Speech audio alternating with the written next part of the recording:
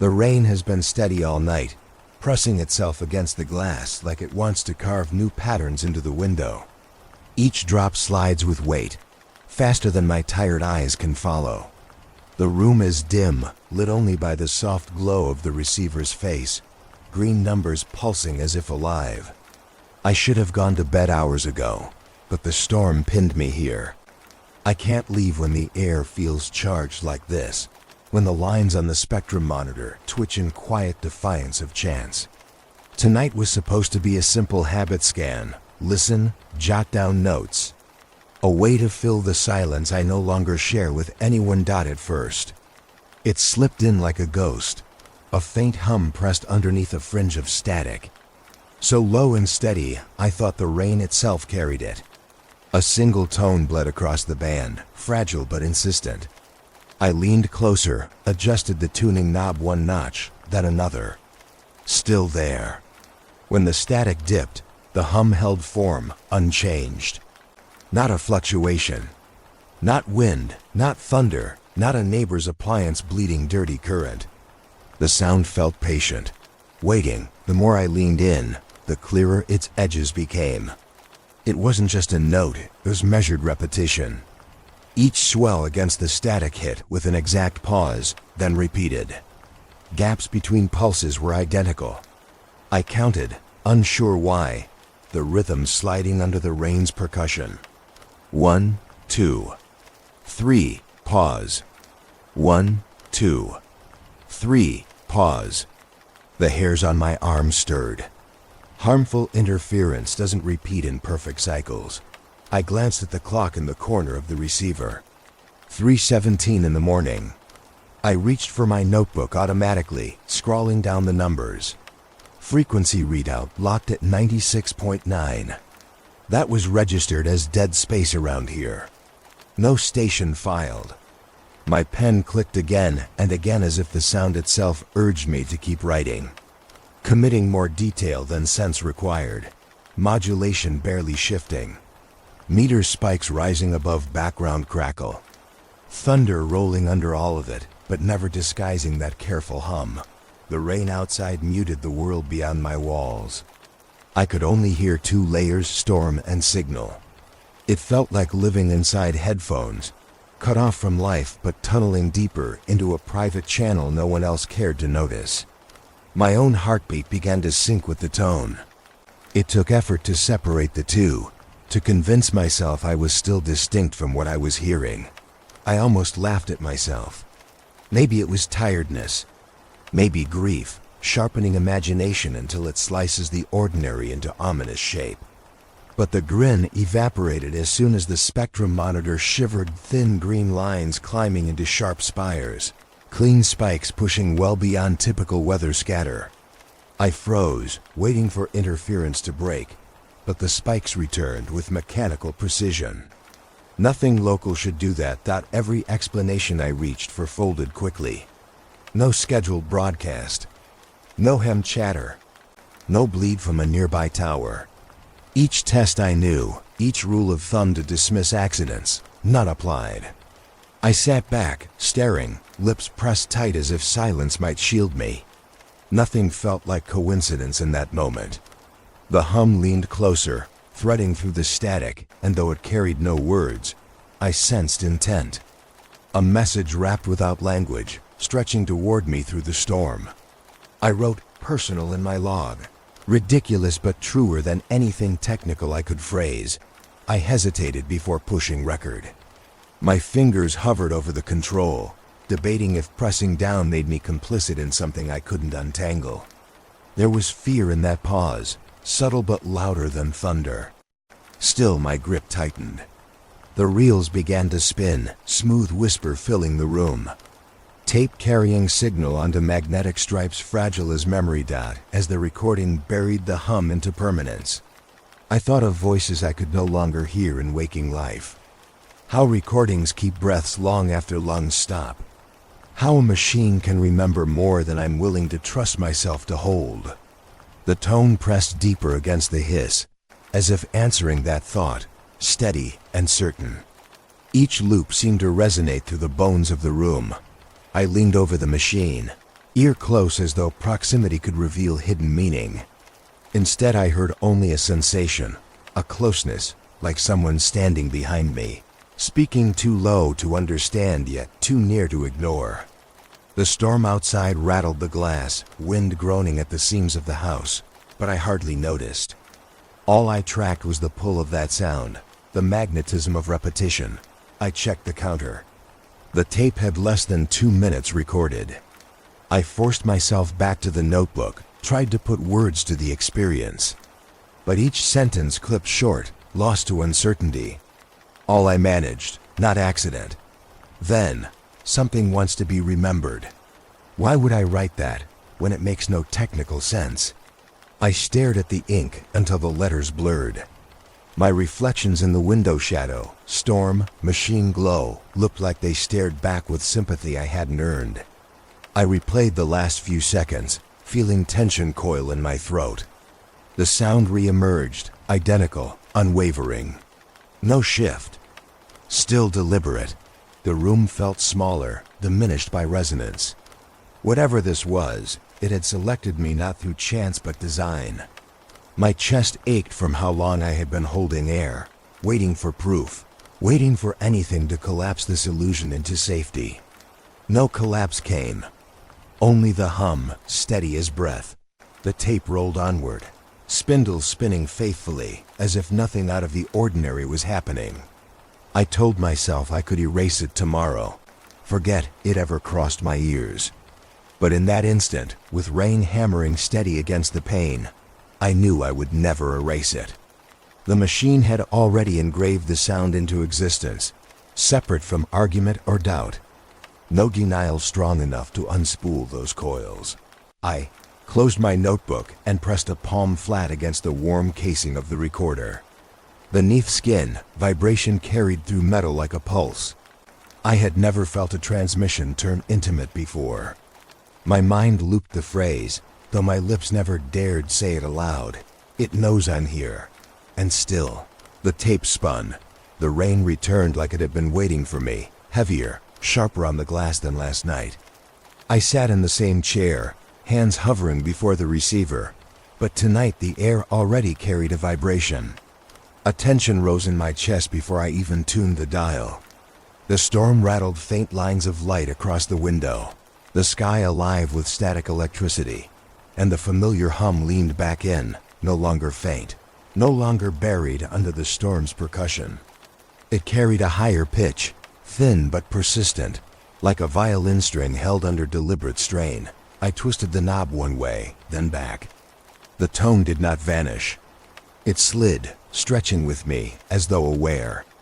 I switched antenna angles, sharp tilts, repositioned cables across the table, tried to isolate the bleed, but the hum adjusted with every movement. Not exactly stronger, just synchronized.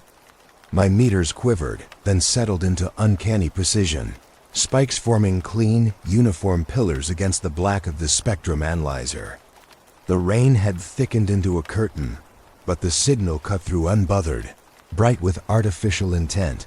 I tapped out lines in my notebook with nervous haste, underlining the word repeatable. Random noise never behaves so neatly. I logged the time, 11:52. The frequency held at 96.9, exactly where last night's anomaly began. But tonight, unlike before, the spikes bloomed into a clockwork rhythm. Short burst. Pause. Short burst. Pause. My pen tapped against the paper between entries. How long had it been here, threading storms, hiding in plain sound while everyone else simply switched the dial? Playback made it worse. Rolling the tape through the machine, I heard hisses where hiss shouldn't live. Jagged gaps broke up the simplicity of the hum, clustering like breath caught between syllables. They weren't present during capture. The extra sounds twisted forward only in replay, as though the machine introduced them on command.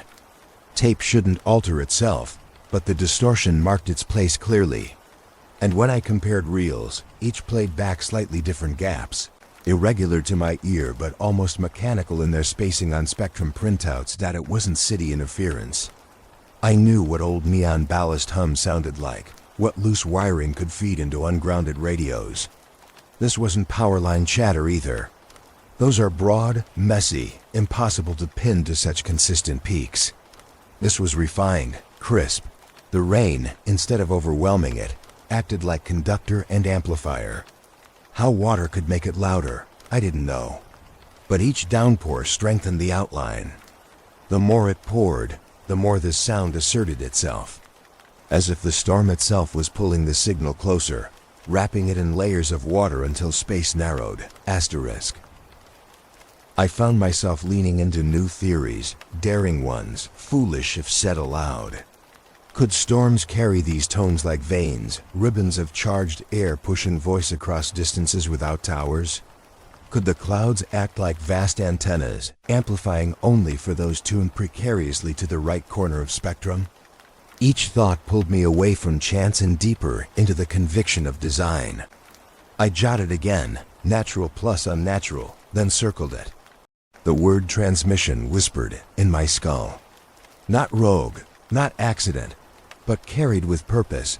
I reached for the antenna, adjusting its length by inches, forcing the hum into sharper presence. Each movement was rewarded with responses, patterns clarifying, squeals hitting registers just beyond comfort. The sound pressed into my temples, invisible fingers rubbing nerves raw.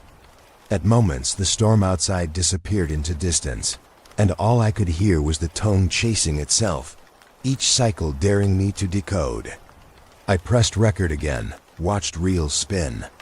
As though capturing the evidence would lull me back into control, the notebook filled with scratches. Arrows, exclamation marks marking revelations I couldn't quite articulate. I kept running the sentences short, plain, as if tiredness had trimmed language down to its bones. Too exact. Not bleed. Pattern continuous. I turned fresh pages, writing furiously even though I could feel my handwriting wobble under tension. At one point, the pen tip cracked through the paper. Still I wrote. The urgency to document fought the rising thought that maybe writing alone wasn't safe. Signs this precise imply source. Source implies intent.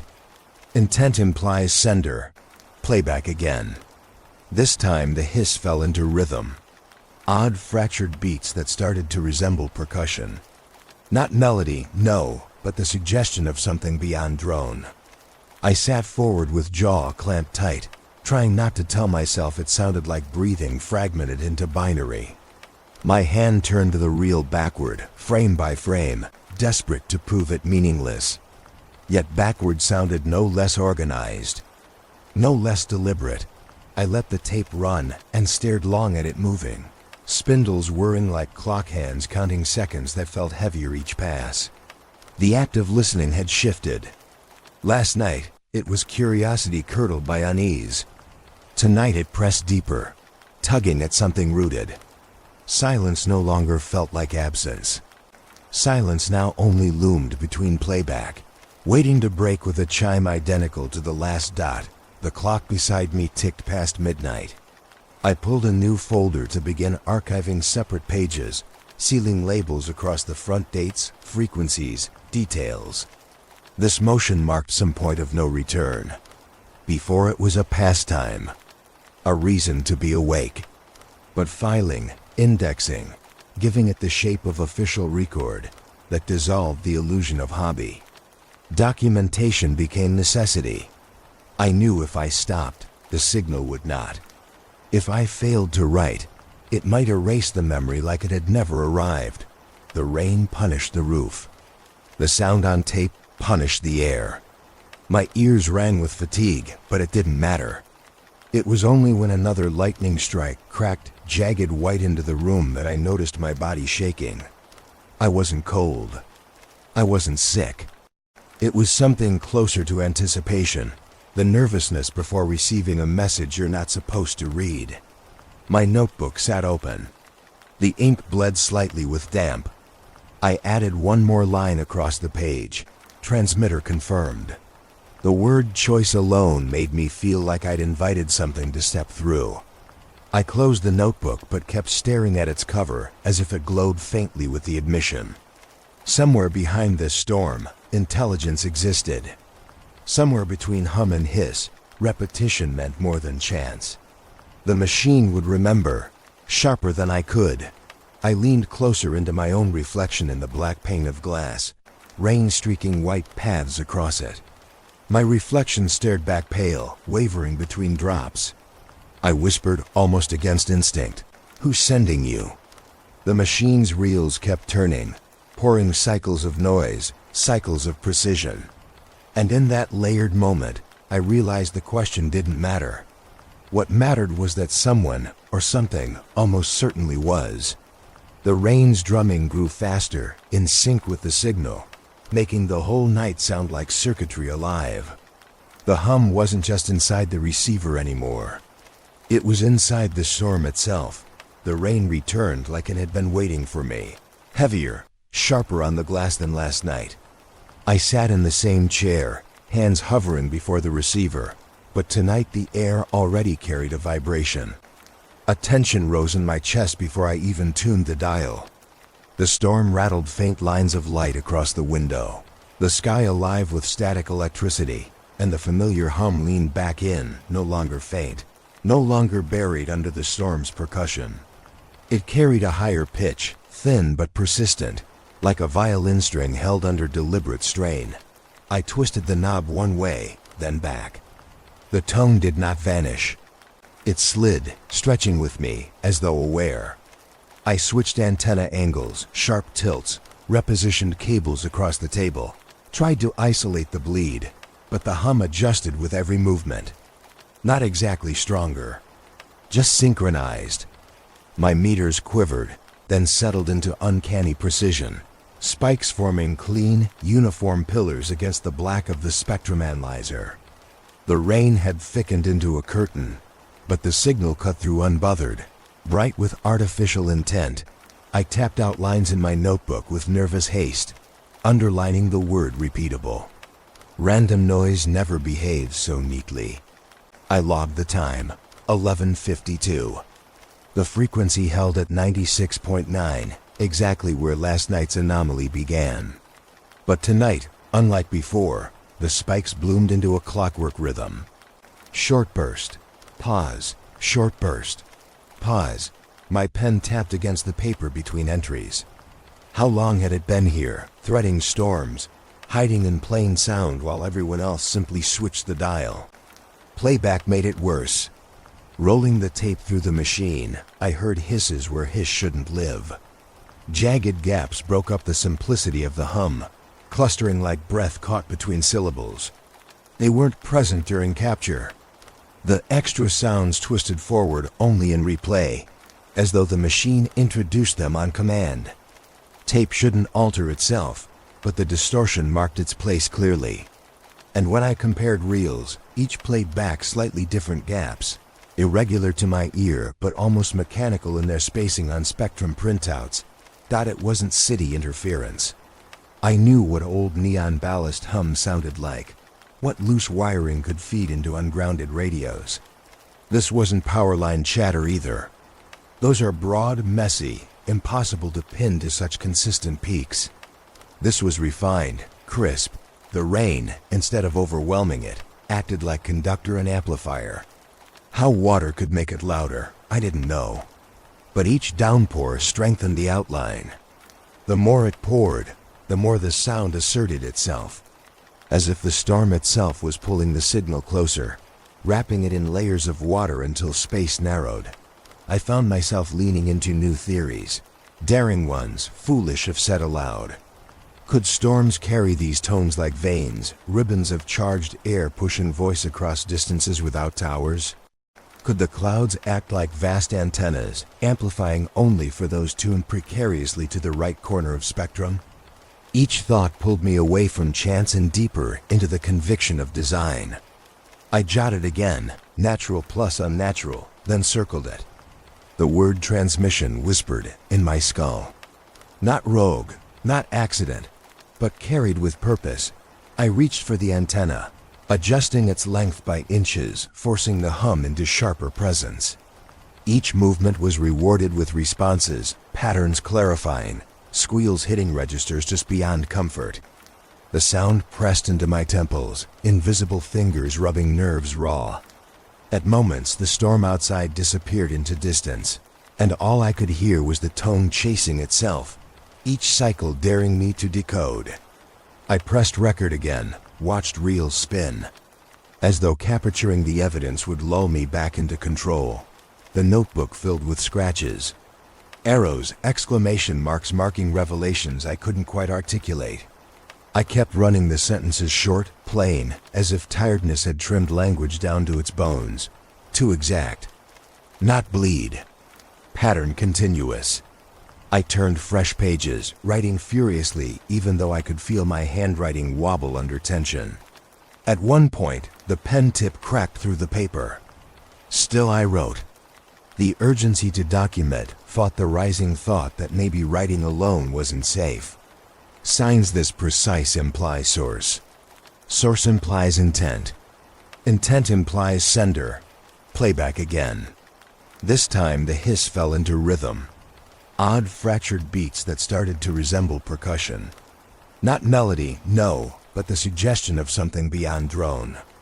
I sat forward with jaw clamped tight, trying not to tell myself it sounded like breathing fragmented into binary. My hand turned to the reel backward, frame by frame, desperate to prove it meaningless. Yet backward sounded no less organized, no less deliberate. I let the tape run and stared long at it moving, spindles whirring like clock hands counting seconds that felt heavier each pass. The act of listening had shifted. Last night, it was curiosity curdled by unease. Tonight it pressed deeper, tugging at something rooted. Silence no longer felt like absence. Silence now only loomed between playback, waiting to break with a chime identical to the last. The word choice alone made me feel like I'd invited something to step through. I closed the notebook but kept staring at its cover as if it glowed faintly with the admission. Somewhere behind this storm, intelligence existed. Somewhere between hum and hiss, repetition meant more than chance. The machine would remember, sharper than I could. I leaned closer into my own reflection in the black pane of glass, rain streaking white paths across it. My reflection stared back pale, wavering between drops. I whispered, almost against instinct, "Who's sending you?"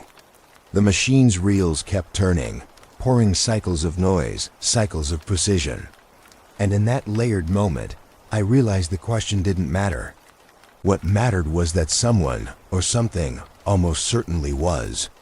The rain's drumming grew faster, in sync with the signal, making the whole night sound like circuitry alive. The hum wasn't just inside the receiver anymore. It was inside the storm itself. The reels turned softly, the tape whispering through guides slick with long use. I leaned close, eyes heavy but unwilling to leave what had become ritual play. Rewind, listen until the edges blur. The storm carried over from last night, steady and unrelenting, a curtain on the world. It left me sealed again with the machine, its sound, its promises. When the tape hissed into life, I half expected only the familiar hum.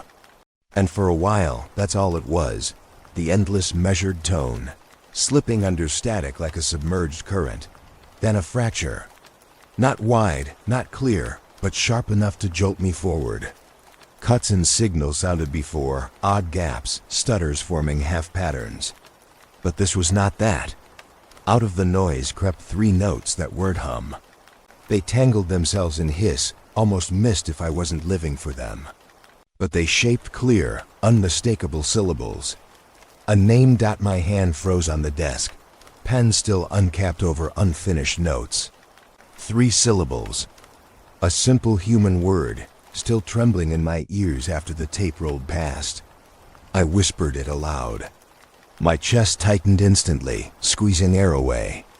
It was not a random collection of sound. It was her name. I hadn't spoken it aloud in months. Maybe longer. Grief had boxed it away, sealed it from memory's surface to keep life manageable. Yet here it was, pressed through static, delivered cold by a machine she had never touched. My first instinct was denial, coincidence, chance alignment of vowels. A mirage formed by tired ears hungry for meaning. But no coincidence knots perfectly on 3 clean syllables like that. The articulation was strained but undeniable. I slammed stop, rewound 10 seconds, fingers fumbling with weight I hadn't felt in years. I held my breath as the reels clicked backward. I let them settle with care, as if touching glass thin enough to shatter. Play. The tone slid back into my ears. Steady, predictable, then cracked once more. Static bled wide. Only this time it didn't speak. The hum carried unbroken, impassive, defiantly neutral. The sound had folded tight, concealing whatever syllables broke free the first pass. I flushed heat through my body, hands tight with frustration. I rewound again, replayed. Nothing, just hiss. Third time nothing. Each attempt more fruitless. The machine spun cycles as though mocking me. The voice was gone. Only the memory of it clung close, heavy with familiarity. I pushed away from the desk, standing suddenly, facing nothing but empty walls and the sharp patter of rain. Her name still clung to me, soft as it had been when alive, alive for me only through absence. That thinned moment bridged years, grief leaking fresh into present time. I turned sharply from the window, angry at myself, angry at this machine daring to recycle her presence. But the weight of recognition stayed with cold certainty. I wasn't wrong. I know her name. I dragged myself back to the chair and forced focus onto the spectrum analyzer. Data doesn't dream. Data doesn't bend to will. If audio refused to repeat, maybe image would. I spread the printouts from last hour across the desk, flipping through spiked outlines until my hands stilled. Amid the regular cycles, amid the routine hum, the bloomed spikes warped into curious shape. Horizontal peaks had bent upward, curved. They resembled letters. I blinked hard, rubbed eyes, stared again. 3 curves. 3 unmistakable marks, one after the other, mapping to initials. Not coincidence. Not chance. My heart rattled with ice. Not sound alone, but visual trace implicating itself, echoing letters that belonged not to randomness, but to her. Like the signal had chosen to leave signature only where persistence would reveal it concealed in maps, in figures few would bother print. Underneath hum and rain, I couldn't deny the impression etched itself. I whispered again into dusk. Voice fractured. What do you want from me? The words dried in the air, hollow. The machine offered no reply, only cycles of hum, ripe with blankness.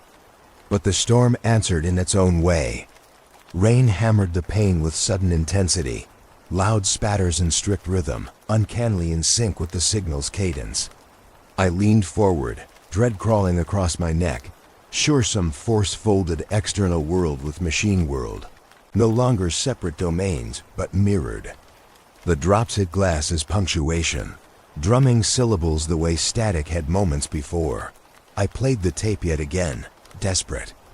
The noise remained uniform, refusing to bend. But my bones felt what ears couldn't prove the presence of choice. Something in the intrusion displayed awareness, a mind behind mimicry. Chance interference could never aim itself to memory sharp enough to call the name of the dead. Minutes stretched into an hour. I replayed sections until the reels warmed, the tape's breath shallow, edges squealing in their metal guides. Still the voice did not return, but those 3 syllables roared invisibly in my chest, a phantom call folded into grief itself. I shoved one hand through my hair until scalp ached, the other pressed flat against the recorder to feel its pulse. Metal vibrated faintly, machine alive beyond design, tethered to rain, tethered to me. I wanted to shut it down, but fear of losing evidence held me anchored.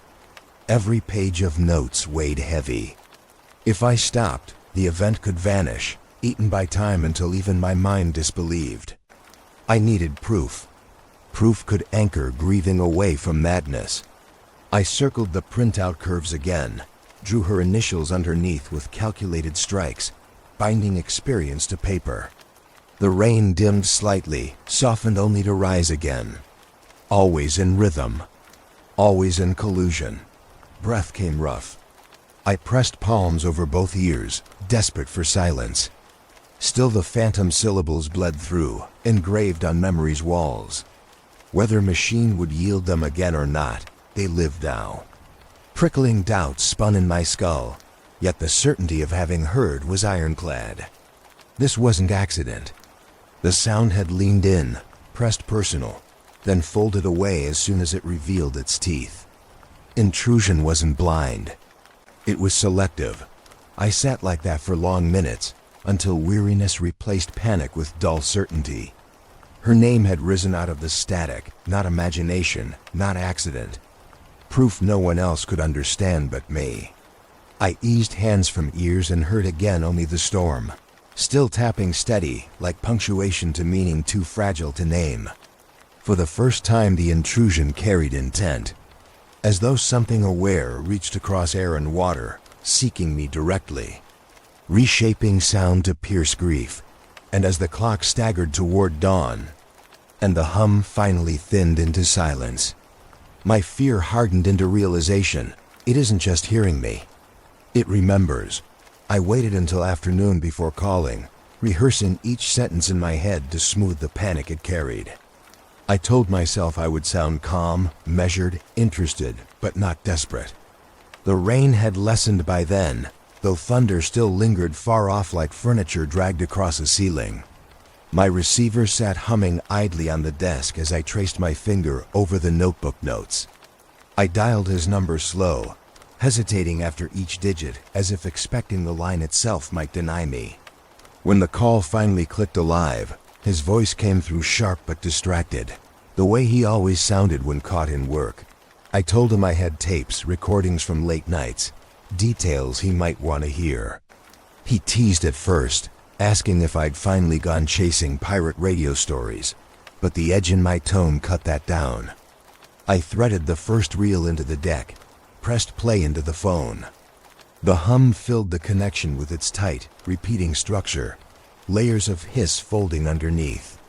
I waited, anxious in the static, afraid he'd dismiss it as background interference. He didn't. The silence on his end grew intent. I could hear fingers clicking keys, equipment sliding in the background. He asked for the exact frequency, exact times. I read them off, my own hand shaking more than necessary. He told me to hold the line while he patched my signal into his own software.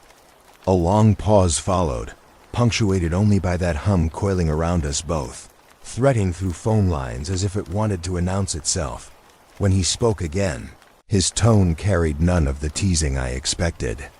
He said, careful and slow, that what I'd caught wasn't weather and wasn't local noise.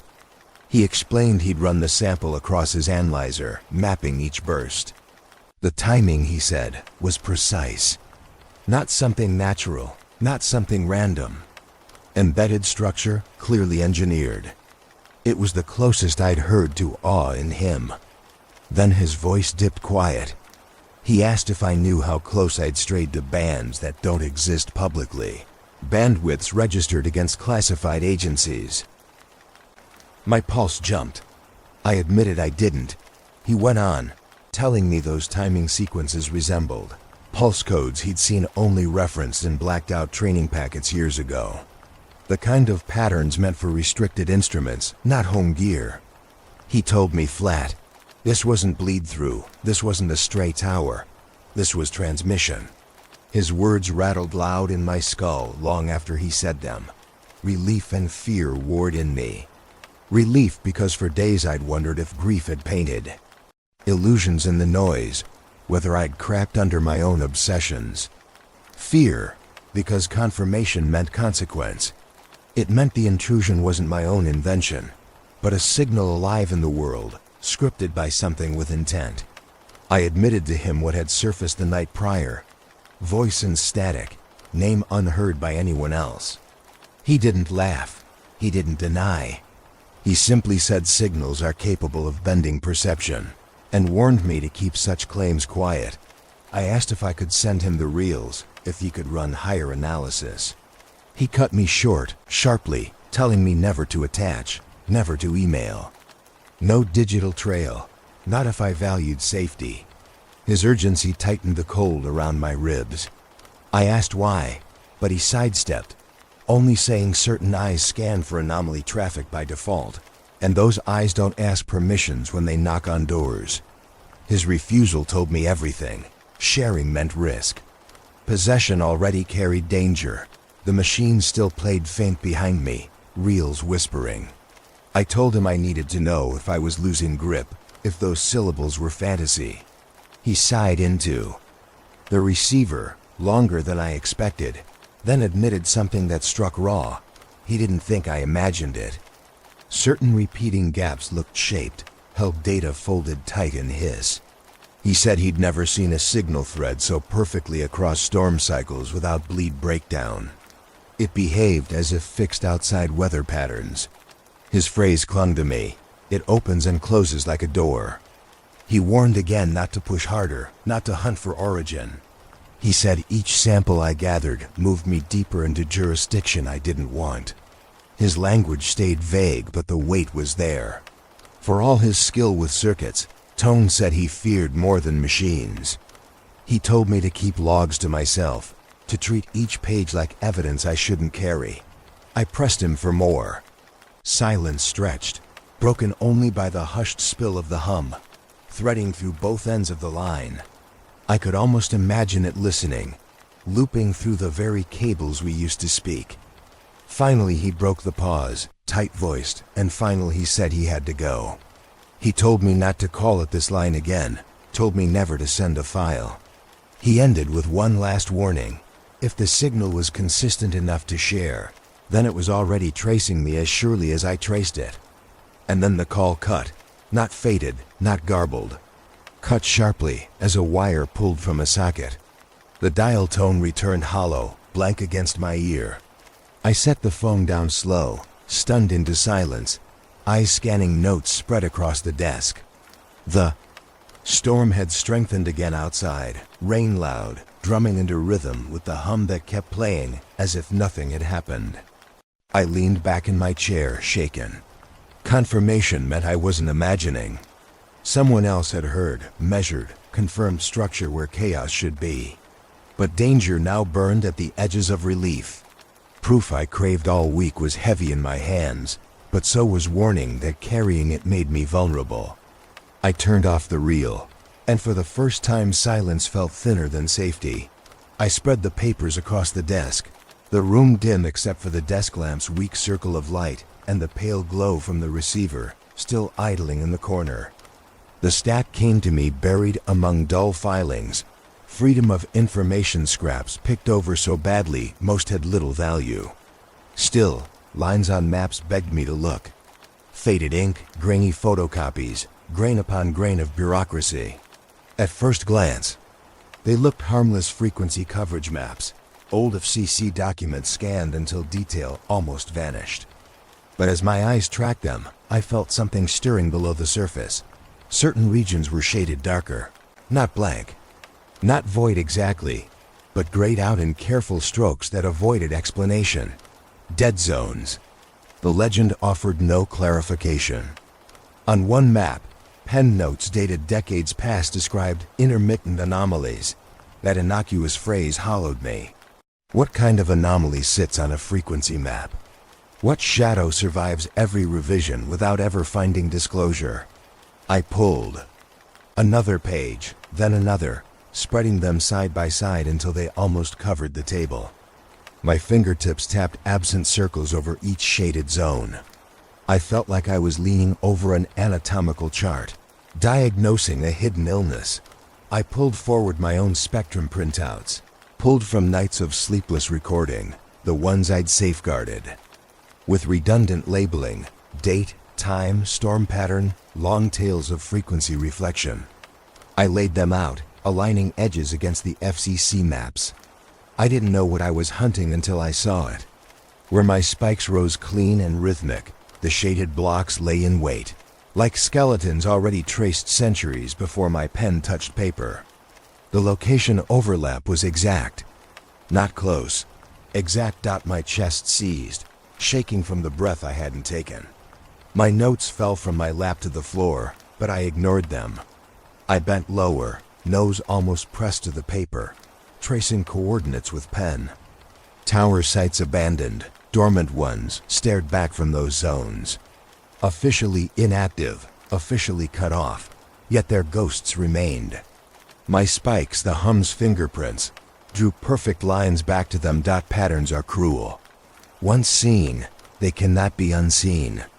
I could never again pretend the static had wandered casually into my tape.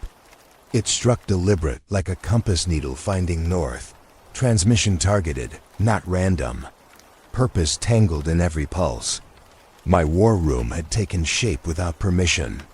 What little had started as hobby, storm-bound distraction, now sprawled across the desk as battle tableau. Spreadsheets lay open too, scrawled with messy rows of figures I'd started 3 nights ago. Now the cells swelled fat with confirmation. Timestamps alongside rainfall inches, cross-referenced with shaded zones.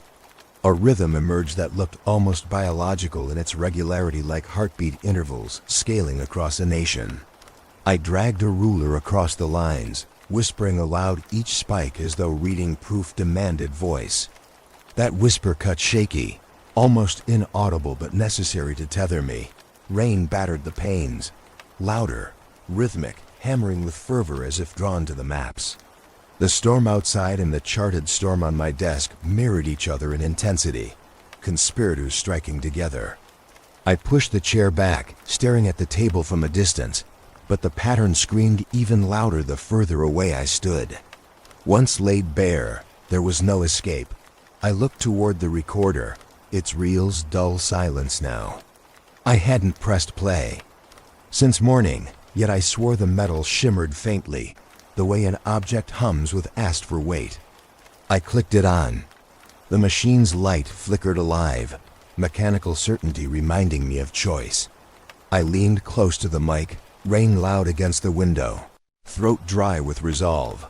"I see it now," I whispered, voice raspy. "It isn't chance. It isn't weather. You've aimed this. Marked it. Every zone, every tower. You're tracing us with precision." My words hung in the air, entwined with storm. In the silence that followed, I realized what terrified me most. Having the archive maps, spikes, notes, all aligned, not only confirmed reality, but stripped me of escape. I couldn't deny anymore. Plausible deniability evaporated the moment overlaps revealed themselves perfect. I had documented too well. My notebooks, my tapes, these FOI buried maps, they became indictment that proved something unsayable. I leaned back against the wooden chair, body sagging under revelation. My desk no longer looked like a researcher's space. It looked like operations, evidence arrayed in sequence. A battle map of signals preparing, invisible war already underway. And in that moment, I knew stepping away was impossible. Knowledge this heavy doesn't permit retreat. Rain roared harder, thunder cracking outside, as though punctuating the vow forming unbidden in me. I spoke it low to tape, hoping maybe voice would anchor commitment as powerfully as the signal itself. I cannot turn away. The reel spun, swallowing the vow whole, embedding it deep in magnetic thread.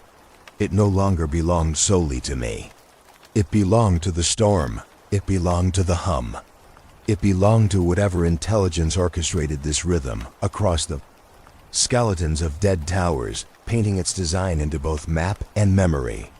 I shut my eyes, resigned, and listened as the rain drove mercilessly against the house, each drop striking in lockstep with the pattern I could never unsee. The road narrowed as I left pavement behind, gravel snapping under tires, dense walls of trees closing in from both sides. The valley pulled me deeper, cloaked in mist left from last night's storm. I kept glancing at the seat beside me, where the recorder rested in its case like a relic, handled with more reverence than reason. My palms stuck to the wheel despite the cold. I told myself I had come only to verify, only to walk away with evidence no one could dismiss. Yet some part of me understood the drive was a crossing, and turning back was already impossible. The map folded in the passenger seat guided me without words, the coordinates I'd scribbled pushing me along into silence thicker than expected. No houses, no passing cars, just the shuffle of wind-bending tree limbs above. When the tower finally appeared, it was almost part of the tree line itself, iron skeleton rising against the sky as if reluctant to be remembered. From a distance it looked bent, ribs curving, the metal bruised with rust.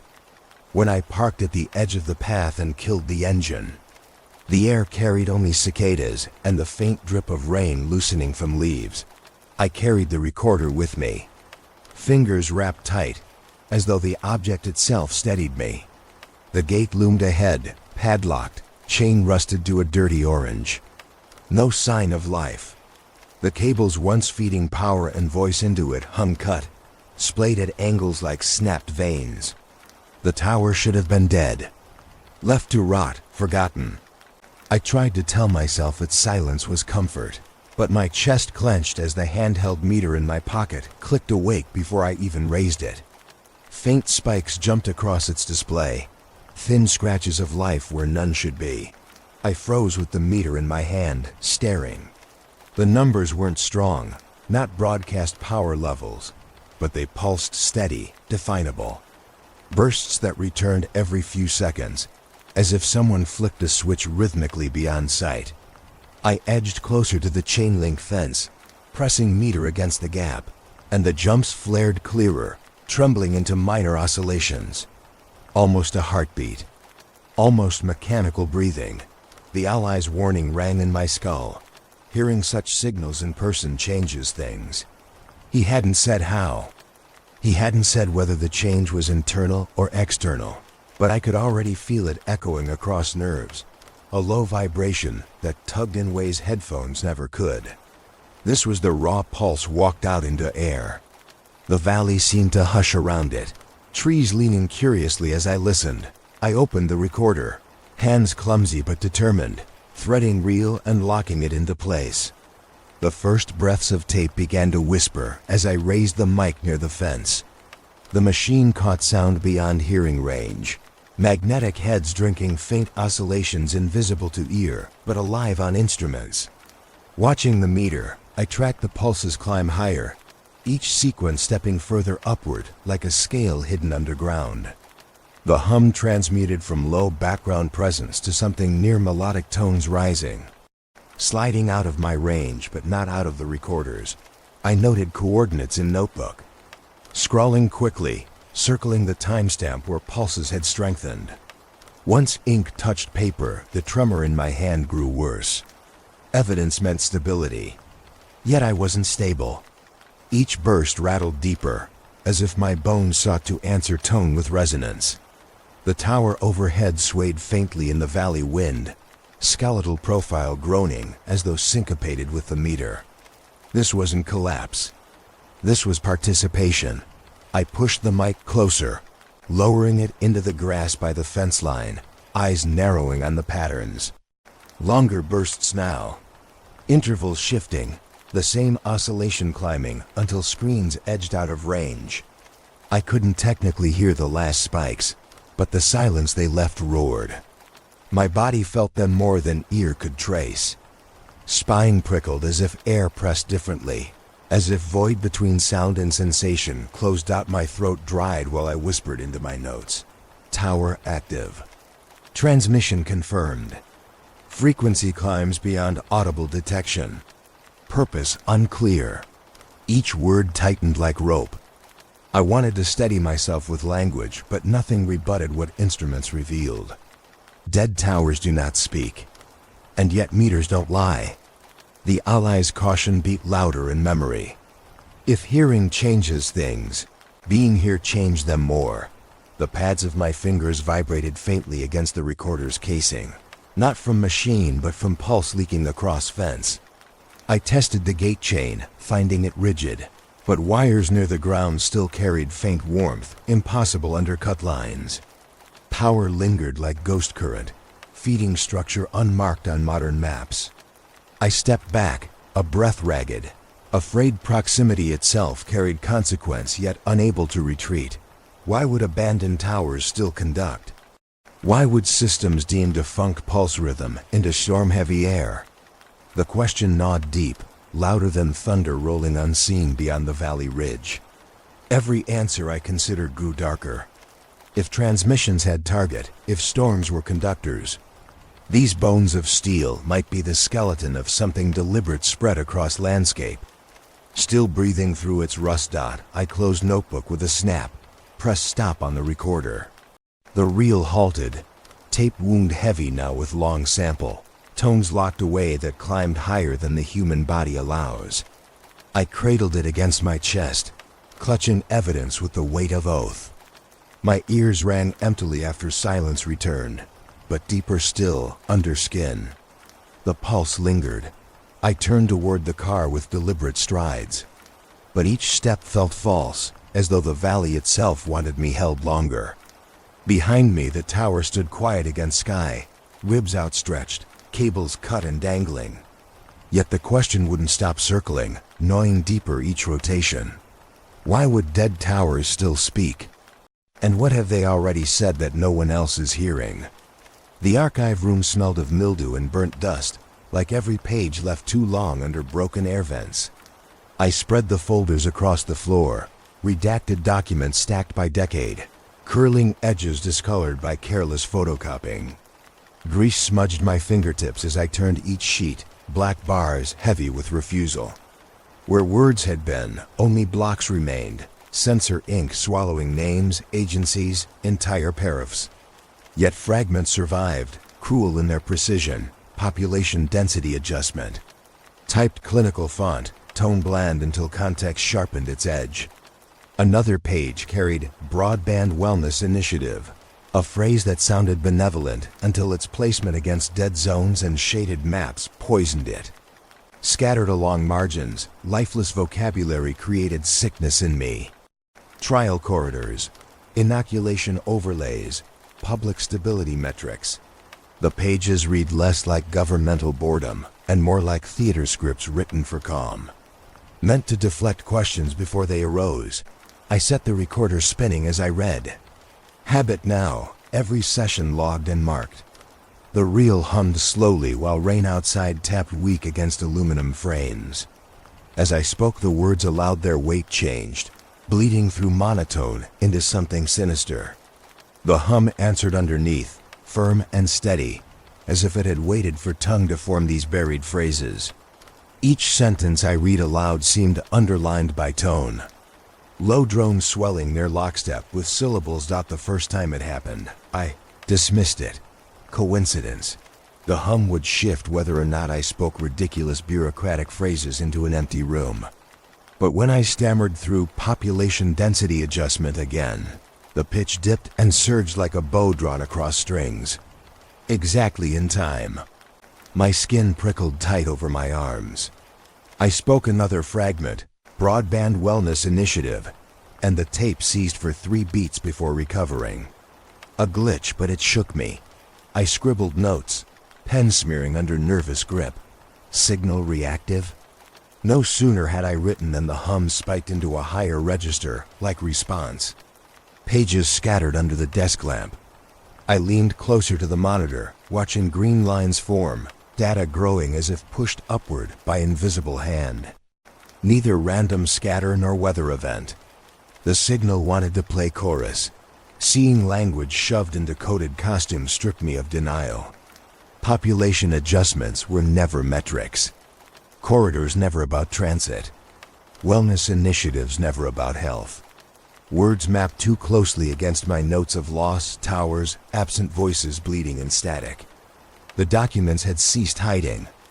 They had been written for readers meant to fear nothing. Too late.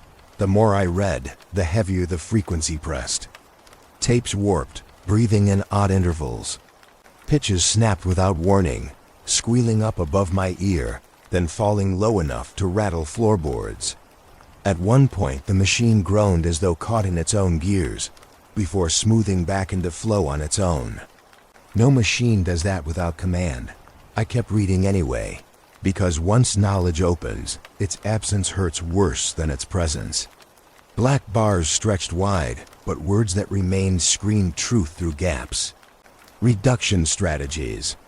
Compliance phasing. Broad coverage. If I spoke them quickly, if I let them blur, they sounded like code punched into rhythm, each term trimmed to a symbol. The hum beneath them resonated, filling gaps like answering machine. Together, the fragments and the frequency painted shape. Burden weighted me. The ally had told me to stop. Their warnings printed fresh in memory, telling me to cut it before doors open. How could I, faced with pages like these? Each blackout strip wasn't absence. It was proof of fire blurred under smoke. Their choice to block words revealed more than allowed lines ever meant to. I whispered it into the mic. They hide in plain sight, and the tape clicked hard, sudden, then resumed as if affirming. The signal grew not only louder but prouder as I pressed on. I flipped pages in sequence, mumbling phrases like prayers. The static fluttered with each one, almost audible chuckles in the hiss. If I stopped reading, it stilled. When I started again, it seemed to lean closer. A dance partner never named, tugging my voice into its sweep. My pen rolled to the floor unnoticed, notebook smeared with sweat and ink. What mattered was capturing both word and sound as they intertwined. The recorders inhaled my voice, its presence now inseparable from hum carved in real. Every page I handled left me dirtier. The coded language spoke calmly of people as blocks on maps, territories made pliant by wellness. Yet context formed cruelty clear enough to scorch. Wellness meant silencing. Adjustment meant erasure. If the signal followed such scripts, then each oscillation was no innocent ghost. It was instruction broadcast through hidden corridors, mapped not to towers alone, but to living bodies arranged like data. The burden throbbed in chest and skull. Too much evidence stripped away doubt, left me raw. I bent my head into hands, palms damp, breath ragged. Behind my eyelids the words glowed in negative, the phrases too neat, too knowing. All the while the hum swelled louder, making itself master of silence. I couldn't shake sense of mockery hiding in its steadiness, tone laughing at my attempt to resist comprehension. When finally I forced stop on the reel, silence cracked like bone. The sudden stillness worse than sound, because lingering above was certainty that the tape held all of it, now government language folded with static bursts. My voice speaking coded deceit entwined with tone. The record was unforgiving. It weighed heavier than paper, heavier than storm. I glanced to window. Rain stabbed harder against glass, rhythmic, slapping lines in 3s and 4s, like percussion following what had just passed between me and pages. I whispered under my breath, a vow unformed into words but clear in intent. I cannot claim ignorance anymore. Line had been crossed, and I carried too much proof. From somewhere deep inside the machine came a faint click, as though the tape shifted. By will alone, gears aligning for next play without my command. The sound pinned me in place, breath locked, stomach tight. In that instant, I knew with perfect certainty. The intrusion had heard me. The relay station stood at the clearing's edge like a husk abandoned by purpose. Brick walls mottled with mildew, locks cut long ago. The surrounding fields smelled of metal and rain-soaked soil. The place had once handled signals that crossed oceans, messages jammed deep into Cold War nerves, but the world had long since declared it obsolete. The map had marked it as inactive. My eyes told me otherwise. The grounds were too carefully fenced. The path to the entrance looked freshly crushed under tires, as if someone still visited when eyes turned away. Inside, the air was hollow and sharp with mold. Rows of gutted equipment lined the main room, panels torn down, gauges dark.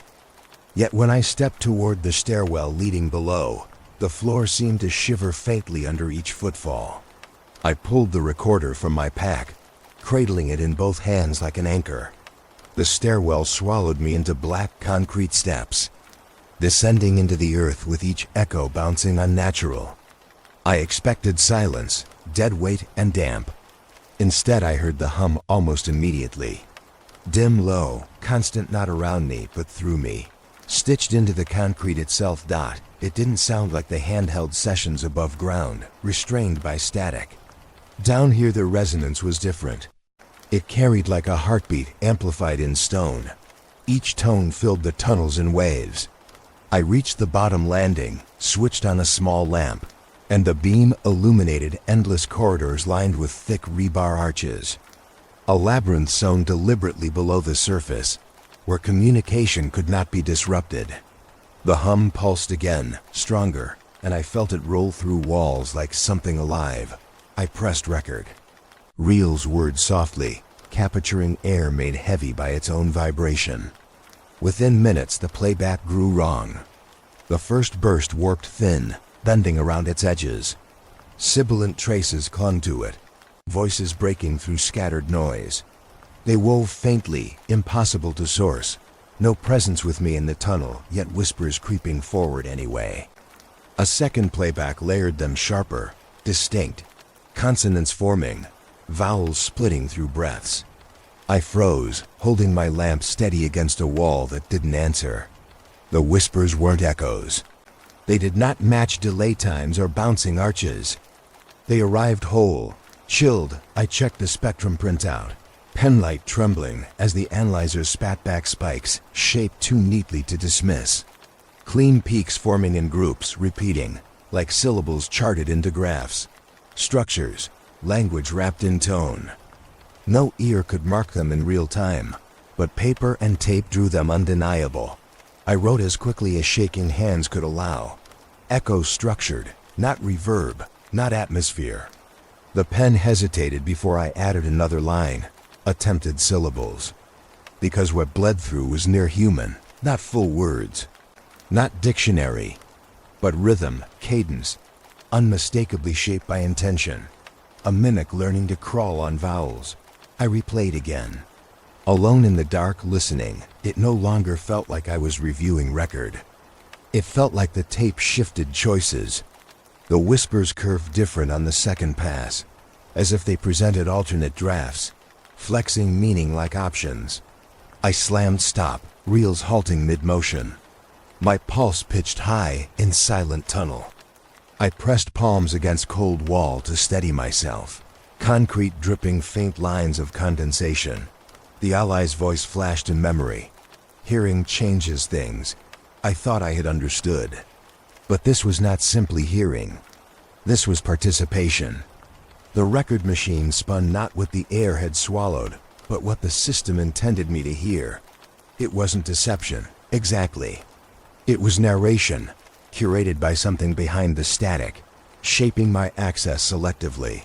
I lifted the mic again with trembling hang, weakest defiance I could muster. "Why now?" My whisper vanished into concrete. The hum answered 3 beats later, dragging the tunnel with it in rolling wave. A deep moan built into floor and ribs. And then, on playback, layered behind my own word, another voice, thin but whole, repeating after me. A mimic, replaying my phrase in fragile cadence. I staggered back, knees nearly folding, forcing the recorder down to stop again. This wasn't echo. It wasn't environment. It was reply. Crude, strained, assembling itself from fragments, but reply nonetheless. Once machines echo back, boundaries collapse. Once whispers court syllables, intent crystallizes. Silence pressed thick then, as if the system tired, leaving me lonely again. I took long minutes staring down at the reels, afraid if I spun them. Once more the voice would bend into names, commands, truths I couldn't unhear. My hand hovered motionless long before courage forced pen to page. Not what recorded, what meant. I underlined it until ink tore thin hole through paper. The hum swelled faintly again, vibrato spreading through concrete like blood pressure cresting a vein. I shut my eyes, frightened not of ghosts or history, but of machinery alive beneath reason. In dark tunnels of dead wars, it learned to speak, and it had chosen to test itself on me. The first sign came quiet enough to dismiss. A timestamp on a reel misaligned with my notebook entry by 20 minutes. I blamed fatigue, told myself I had jotted it down wrong in the storm. But then it happened again, this time hours apart, the tape marking time that my notes swore never passed. At first I laughed it off, nervous, sharp laughter meant to convince only myself. But records are my anchor. When they drift, what else can hold? The next slip carved deeper. I rose from the desk to pour coffee, then returned to find the reels already spinning with half a page of notes written in my hand. Notes I had no memory writing.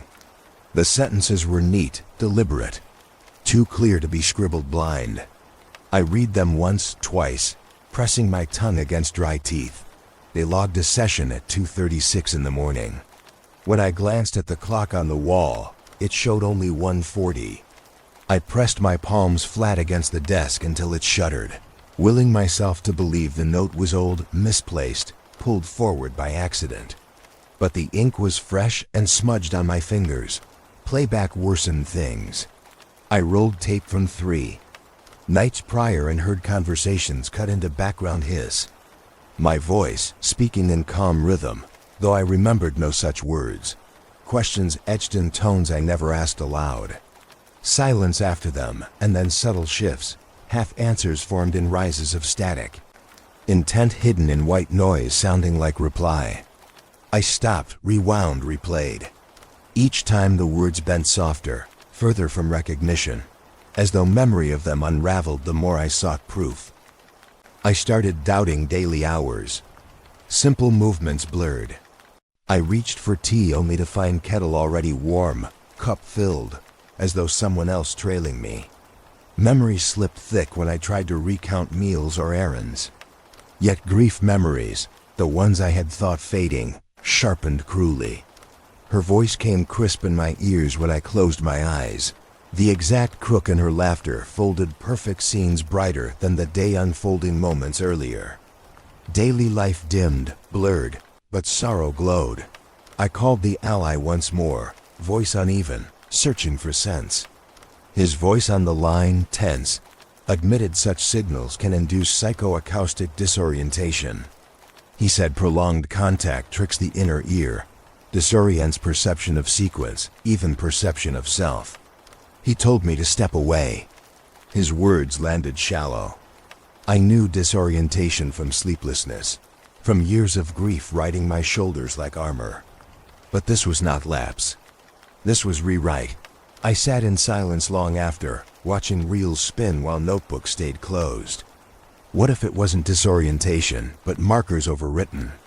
What if each exposure cut away small frames memories, snipped like film, and spliced with altered ones? Each pass with these tones could replace scraps of me. Somewhere beyond circuit and frequency, there could be hands shaping memory into precision.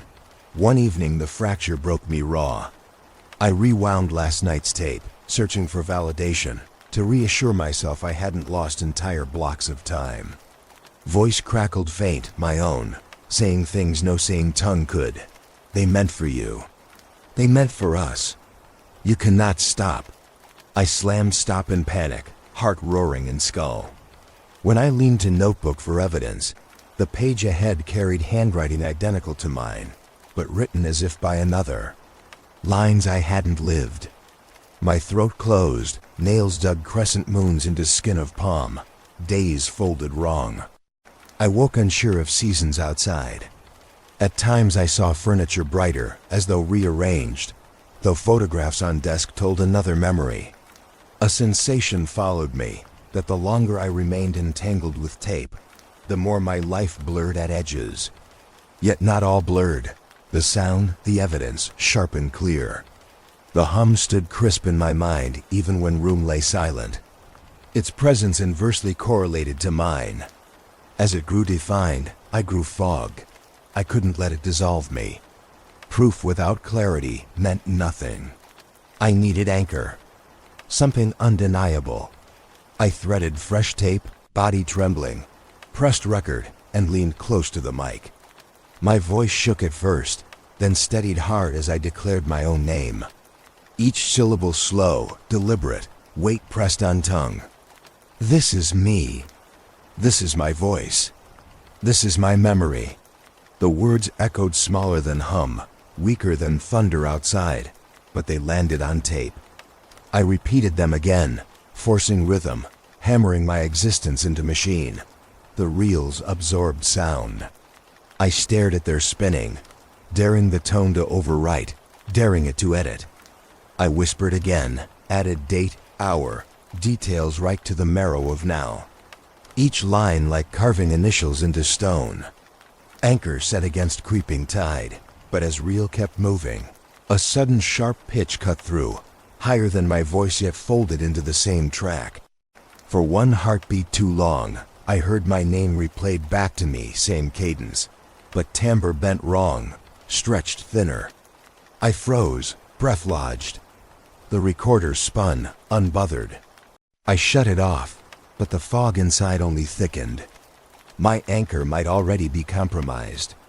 For the first time, I couldn't be sure whose memory I had spoken into tape mine, or something else's version claiming me.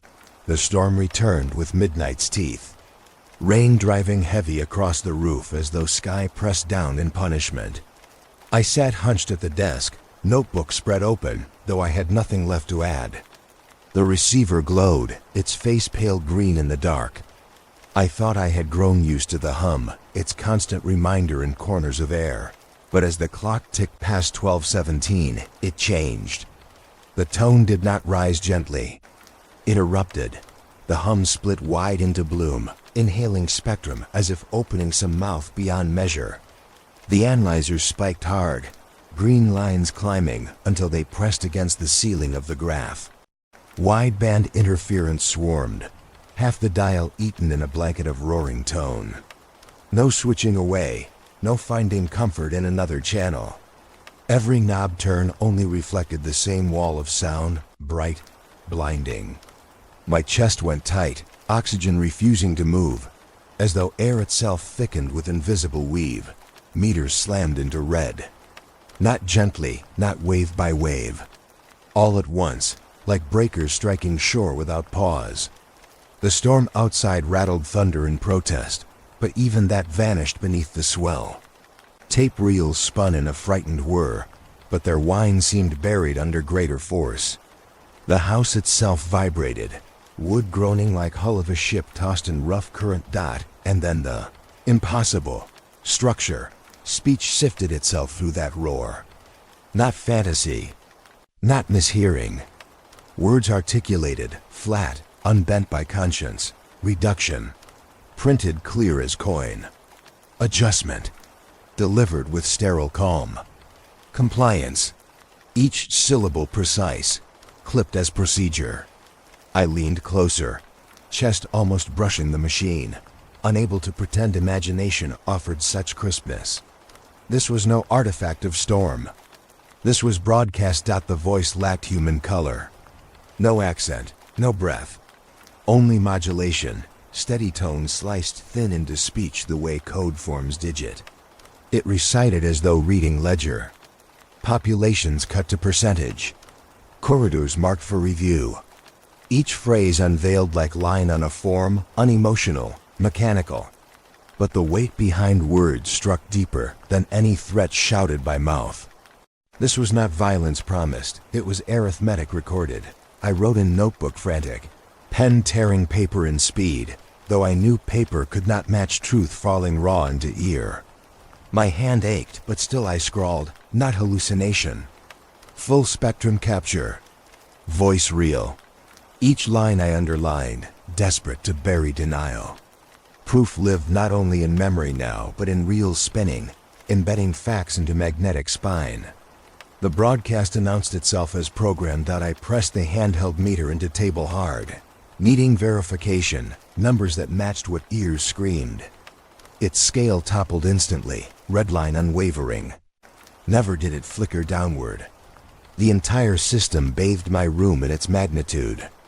I pulled headphones off in panic, but the voice carried in open air just the same. Walls did not muffle. Headphones did not constrain. All existence tuned alike. For a moment too long, I stopped feeling myself. The phrases lapped rhythmically, and I felt my own thought align, a syncopation, measuring myself by their cadence. Each policy disguised as language, each reduction uttered as sure as natural law. Compliance sat heavy like command dripping into spinal cord. I shook my head violently, grit teeth, fought to scrawl letters again. In ink, in human shape, I forced contrast. This is manipulation. This is intrusion. This is intent. Thunder cracked outside, lightning flared glass white. All seemed to answer, yet none disrupted. The broadcast owned the air, overriding storm, rewriting soundscape. And then, as sudden as it had erupted, it fractured. Voice dissolved mid-phrase. A word split away into void, leaving roar collapsing into fragments before silence fell absolute. Not waning, not fading cut. The quiet following rattled harder than noise. I blinked, jaw slack, body trembling from sudden absence. The reels kept spinning, whispering as though nothing had occurred, capturing barren air with equal dedication. For long seconds I could not stir. The silence wasn't peace. It was fragile, like glass floor waiting to splinter under step. I stared at the tape, waiting for return.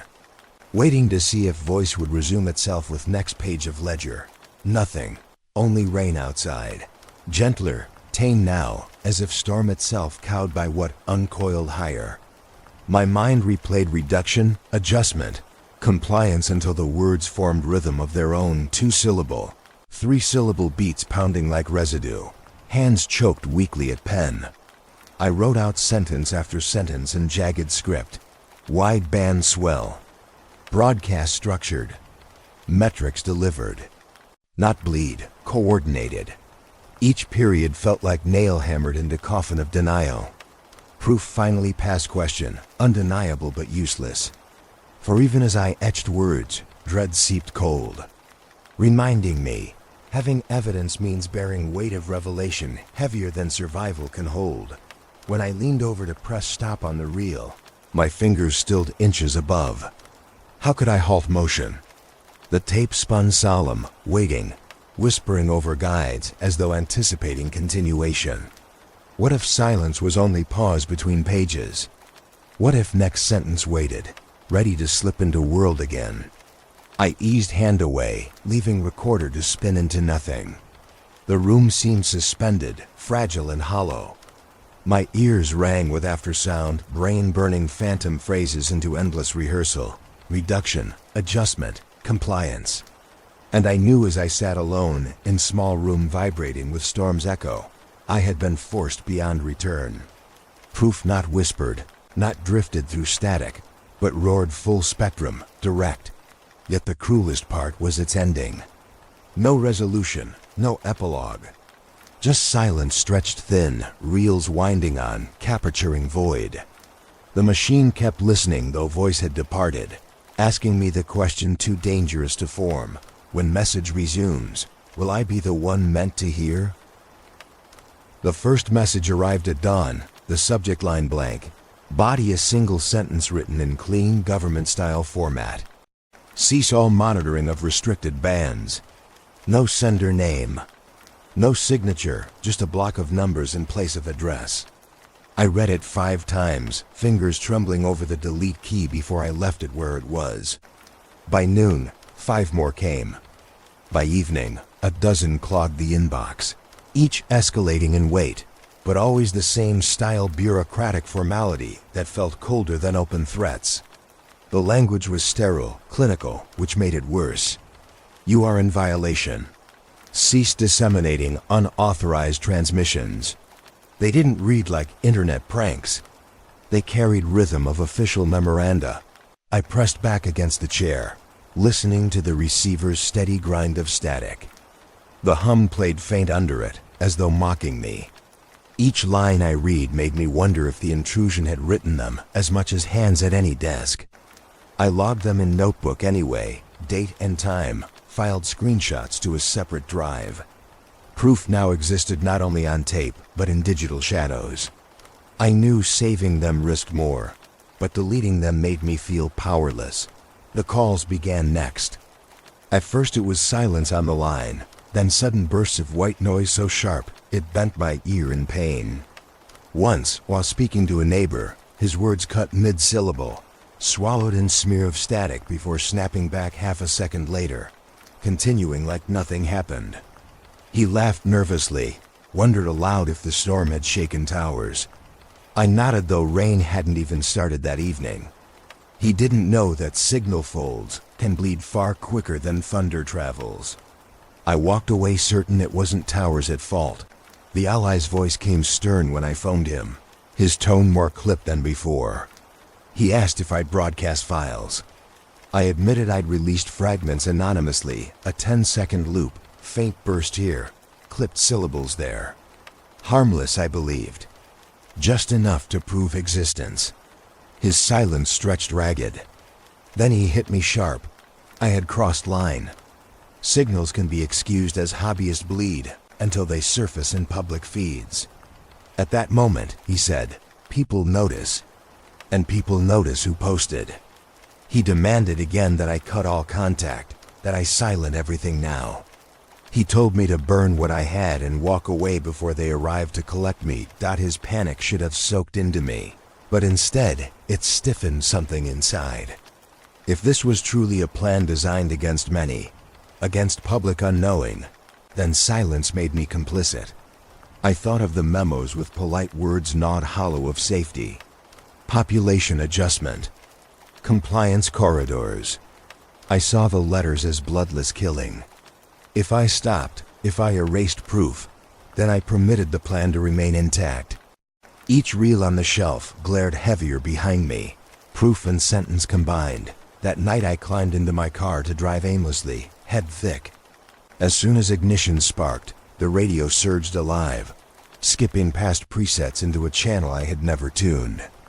It hummed steady, identical to reels at home, tone vibrating through steering column into bone. It carried no station ID, no chatter, only pure hum. I reached for dial twisting. It would not change. Higher, lower, scan forward, back, always the same tone. Eventually I hit power. Even off, hum faintly hummed through speaker cone. My breath caught, shallow. The machine refused mute. I killed the ignition and sat in dead silence, broken only by pulse hammering in chest. Driving back, eyes darted toward each light behind me, sure they lingered too long before passing. At home the inbox had swelled again. Terminate activity immediately or further steps will be taken. The wording never sharpened. Always clinical, as if true punishment arrives only after you've convinced yourself consequence is real. I slammed screen shut, gritted teeth until jaw hurt, yet the words stayed bright behind eyelids. Proof was no comfort now. Every time I pressed play on reel, I no longer heard only the hum. I heard presence.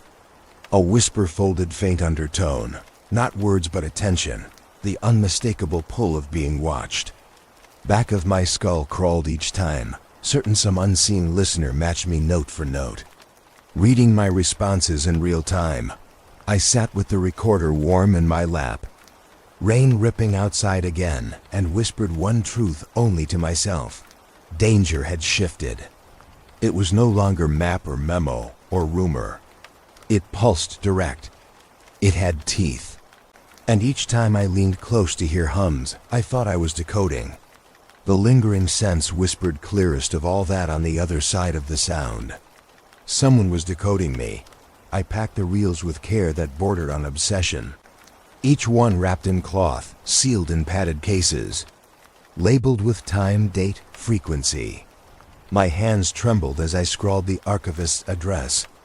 I taped each corner twice, as if layers of plastic and adhesive could guard what ordinary proof could not. The plan was simple. Place them in trusted hands off-site, secure history where no one could meddle. If anything happened to me, the work would still exist, undeniable.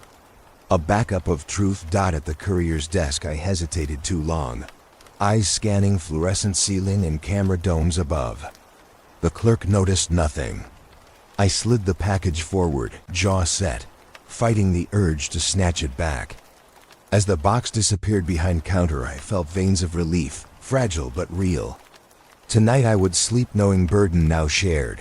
But 2 days later, the archivist called, his voice ragged with disbelief. The reels had arrived warped, tape edges scorched with magnetic burn.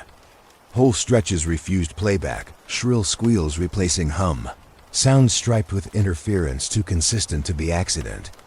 Metadata slips I'd attached the drive holding logs, spectrum images, notes arrived corrupted, files locking the system into error loop. Dates unraveled into impossible zeros. Each folder dissolved on opening. He asked me what I had done. I could only stammer blankly, swallowing rage. When I hung up, the house seemed colder, hollowing each room. My body shook with truth too sharp to hold. Someone had known. Someone had reached inside the path of transfer, hands sliding unseen through fiber and freight, pulling certainty apart before it reached safety. Deliberate interference. The Allies' warning rang thick against eardrum watch for eyes that notice. This was more than notice. This was strike. I phoned him, words tumbling fast, telling of reels stripped and drives corrupted. He stayed silent longer than I could stand. Then his low voice admitted what I had refused. This was not accident. These patterns he had glimpsed before, subtle signatures left when classified shielding sweeps across open band. It sears everything. Nothing passes intact. If they had wanted, they could have taken the entire box. Instead, they burned it just enough to declare authority. He said it plain. Now they know you won't step back. When the call ended, I sat at my desk staring down reels left behind. Those I had not risked mailing. My pulse thrashed, my stomach twisted. Technical failure was one wound, but I felt heavier cut beneath. Independence lost. My one attempt to spread proof beyond myself collapsed into warning. I had tried to gift safety, and all I had delivered was evidence of pursuit. Trust felt naive now, the thought of partnership absurd. I was alone, burden doubling instead of halving. Still, I tested the machines again that night. I lifted the lid of the recorder, threaded fresh tape, pressed record. For long minutes, room remained still save for faint tick of heads turning. Then the hum slithered in, creeping sharper than before, as if it recognized audience returned. I watched the spectrum monitor glow, lines climbing.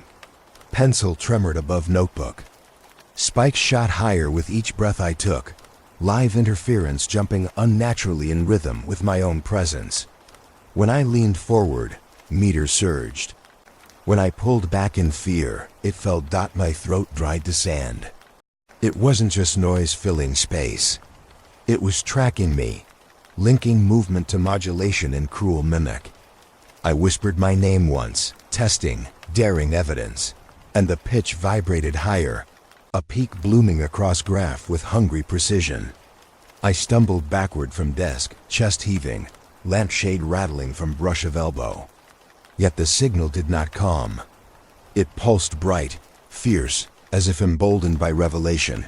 Delighted I understood at last. No longer hidden. The game stripped itself bare, no choked denial of bleed, no comforting fiction of storm loops. It was aware. It had always waited, perhaps, but awareness carried new posture, the weight of eyes behind glass, watching, following. Tape still spun, reels collecting proof while air vibrated thick with intent. Each hum now no longer merely capture. Each hum was gaze, locking on, feeding back. Proof I had meant to save had been intercepted, burned, turned weapon. My legs weakened. I braced against wall, forehead pressing plaster damp with condensation. I wanted silence just for a breath, but killing recorder felt like turning back on predator crouched too near. I could only whisper into dark unfinished, animal sound, ragged. The monitor glowed steady, listening harder than I had believed possible. My oath 2 nights before, that I could not turn away, returned now cruel in my own voice. The first message arrived at dawn, the subject line blank.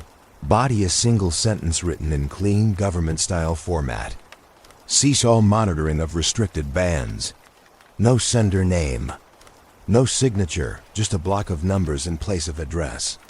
I read it 5 times, fingers trembling over the delete key before I left it where it was. By noon, 5 more came. By evening, a dozen clogged the inbox, each escalating in weight, but always the same style bureaucratic formality that felt colder than open threats. The language was sterile, clinical, which made it worse. You are in violation. Cease disseminating unauthorized transmissions. They didn't read like internet pranks. They carried rhythm of official memoranda. I pressed back against the chair, listening to the receiver's steady grind of static. The hum played faint under it, as though mocking me. Each line I read made me wonder if the intrusion had written them as much as hands at any desk. I logged them in notebook anyway, date and time, filed screenshots to a separate drive. Proof now existed not only on tape, but in digital shadows. I knew saving them risked more, but deleting them made me feel powerless. The calls began next. At first it was silence on the line, then sudden bursts of white noise so sharp it bent my ear in pain. Once, while speaking to a neighbor, his words cut mid-syllable, swallowed in smear of static before snapping back half a second later, continuing like nothing happened. He laughed nervously, wondered aloud if the storm had shaken towers. I nodded though rain hadn't even started that evening. He didn't know that signal folds can bleed far quicker than thunder travels. I walked away certain it wasn't towers at fault. The Allies' voice came stern when I phoned him, his tone more clipped than before. He asked if I'd broadcast files. I admitted I'd released fragments anonymously, a 10-second loop, faint burst here, clipped syllables there. Harmless, I believed. Just enough to prove existence. His silence stretched ragged. Then he hit me sharp. I had crossed line. Signals can be excused as hobbyist bleed until they surface in public feeds. At that moment, he said, people notice. And people notice who posted. He demanded again that I cut all contact, that I silent everything now. He told me to burn what I had and walk away before they arrived to collect me. His panic should have soaked into me, but instead, it stiffened something inside. If this was truly a plan designed against many, against public unknowing, then silence made me complicit. I thought of the memos with polite words gnawed hollow of safety.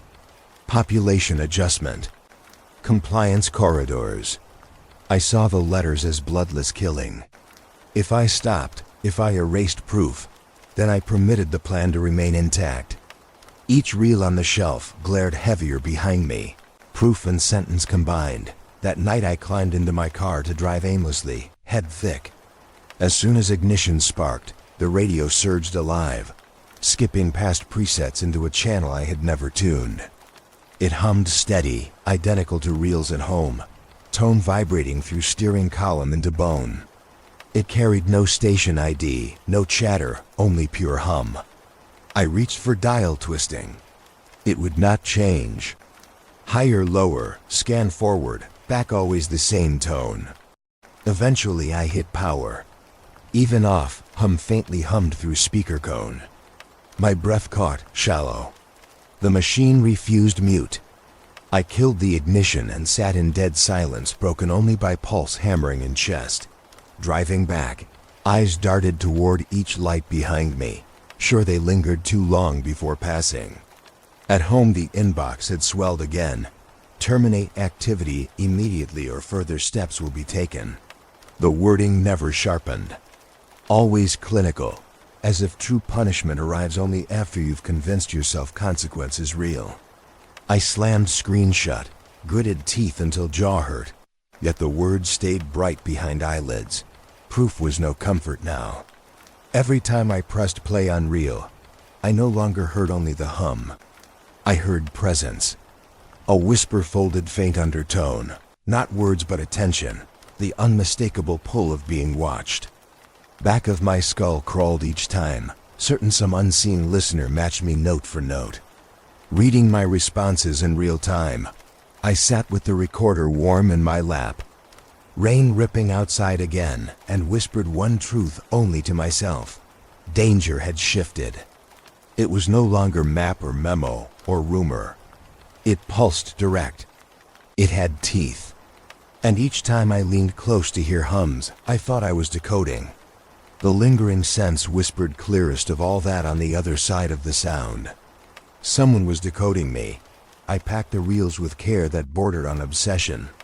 Each one wrapped in cloth, sealed in padded cases, labeled with time, date, frequency. My hands trembled as I scrawled the archivist's address. I taped each corner twice, as if layers of plastic and adhesive could guard what ordinary proof could not. The plan was simple. Place them in trusted hands off-site, secure history where no one could meddle. If anything happened to me, the work would still exist, undeniable. A backup of truth. At the courier's desk I hesitated too long, eyes scanning fluorescent ceiling and camera domes above. The clerk noticed nothing. I slid the package forward, jaw set, fighting the urge to snatch it back. As the box disappeared behind counter, I felt veins of relief, fragile but real. Tonight I would sleep knowing burden now shared. But 2 days later, the archivist called, his voice ragged with disbelief. The reels had arrived warped, tape edges scorched with magnetic burn. Whole stretches refused playback, shrill squeals replacing hum. Sounds striped with interference too consistent to be accident. Metadata slips I'd attached the drive holding logs, spectrum images, notes arrived corrupted. Files locking the system into error loop. Dates unraveled into impossible zeros. Each folder dissolved on opening. He asked me what I had done. I could only stammer blankly, swallowing rage. When I hung up, the house seemed colder, hollowing each room. My body shook with truth too sharp to hold. Someone had known. Someone had reached inside the path of transfer, hands sliding unseen through fiber and freight, pulling certainty apart before it reached safety. Deliberate interference. The Allies' warning rang thick against eardrum watch for eyes that notice. This was more than notice. This was strike. I phoned him, words tumbling fast, telling of reels stripped and drives corrupted. He stayed silent longer than I could stand. Then his low voice admitted what I had refused. This was not accident. These patterns he had glimpsed before, subtle signatures left when classified shielding sweeps across open band. It sears everything. Nothing passes intact. If they had wanted, they could have taken the entire box. Instead, they burned it just enough to declare authority. He said it plain. Now they know you won't step back. When the call ended, I sat at my desk staring down reels left behind. Those I had not risked mailing. My pulse thrashed, my stomach twisted. Technical failure was one wound, but I felt heavier cut beneath. Independence lost. My one attempt to spread proof beyond myself collapsed into warning. I had tried to gift safety, and all I had delivered was evidence of pursuit. Trust felt naive now, the thought of partnership absurd. I was alone, burden doubling instead of halving. Still, I tested the machines again that night. I lifted the lid of the recorder, threaded fresh tape, pressed record. For long minutes, room remained still save for faint tick of heads turning. Then the hum slithered in, creeping sharper than before, as if it recognized audience returned. I watched the spectrum monitor glow, lines climbing. Pencil tremored above notebook. Spikes shot higher with each breath I took, live interference jumping unnaturally in rhythm with my own presence. When I leaned forward, meters surged. When I pulled back in fear, it felt my throat dried to sand. It wasn't just noise filling space. It was tracking me, linking movement to modulation in cruel mimic. I whispered my name once, testing, daring evidence, and the pitch vibrated higher, a peak blooming across graph with hungry precision. I stumbled backward from desk, chest heaving, lampshade rattling from brush of elbow. Yet the signal did not calm. It pulsed bright, fierce, as if emboldened by revelation. Delighted I understood at last. No longer hidden. The game stripped itself bare, no choked denial of bleed, no comforting fiction of storm loops. It was aware. It had always waited, perhaps, but awareness carried new posture, the weight of eyes behind glass, watching, following. Tape still spun, reels collecting proof while air vibrated thick with intent. Each hum now no longer merely capture. Each hum was gaze, locking on, feeding back. Proof I had meant to save had been intercepted, burned, turned weapon. My legs weakened. I braced against wall, forehead pressing plaster damp with condensation. I wanted silence just for a breath, but killing recorder felt like turning back on predator crouched too near. I could only whisper into dark unfinished, animal sound, ragged. The monitor glowed steady, listening harder than I had believed possible. My oath 2 nights before, that I could not turn away, returned now cruel in my own voice. The box shipped to safety had collapsed into trap. The safe hands had burned under unseen flame. And instead of escape, proof circled tighter around me, household wrapped by presence watching through each vibration. Reels that once felt like evidence now felt like shackles, soft cages of tape spinning my own confinement. I shut eyes, tremor racking me, while the signal pulsed bright on monitor. It was no longer content to live hidden. It was showing itself as though smiling. The first sign was silence where sound should have been. I dialed his number at noon, expecting the clipped voice, the practiced caution. Instead, the line rang 4 times, then cut into static. Not dead tone, not voicemail static, faint hiss like a breath dragged too close to the ear. I waited through it, whispering his name, but nothing changed. When the call ended, my hand stayed cramped around the phone. Unwilling to release it, I sent messages. At first simple, call me back. Then fuller, heavier. Details about the interference, updates from the ruined courier package, pleas for analysis he had promised before. Hours passed. No reply. The screen that once glowed his flagged responses now stayed gray. Night drew in with suddenness, rain arriving late, tapping windows with irregular beat. The inbox, once filled with warnings, carried none from him. Only absence spread, colder than threats. I drove across town despite nerves clawing my throat. His building rose quiet, narrow windows stacked clean, unremarkable. I buzzed door after door until someone let me in without question. Walking the hall was like trespass, air heavy with detergent and echo. When I reached his apartment and turned the handle, the lock gave easily, too easily. The door creaked open into a space stripped bare. No papers. No dishes, no shadows of occupancy. The walls carried faint sheen like polish, corners too clean, air sharp with disinfectant. It wasn't move-out clutter, no boxes stacked for transport. It was subtraction. Everything gone with cruel precision. Even dust denied its place, indicating hands had wiped each surface clean. The refrigerator door near hummed emptily when I pulled it open. Nothing inside but a shelf glinting sterile metal. My knees wavered as I turned circles in the hollow room, whispering curses, whispering his name. No photographs, no clothes, no fingerprints left behind. Just absence erected like monument to erasure.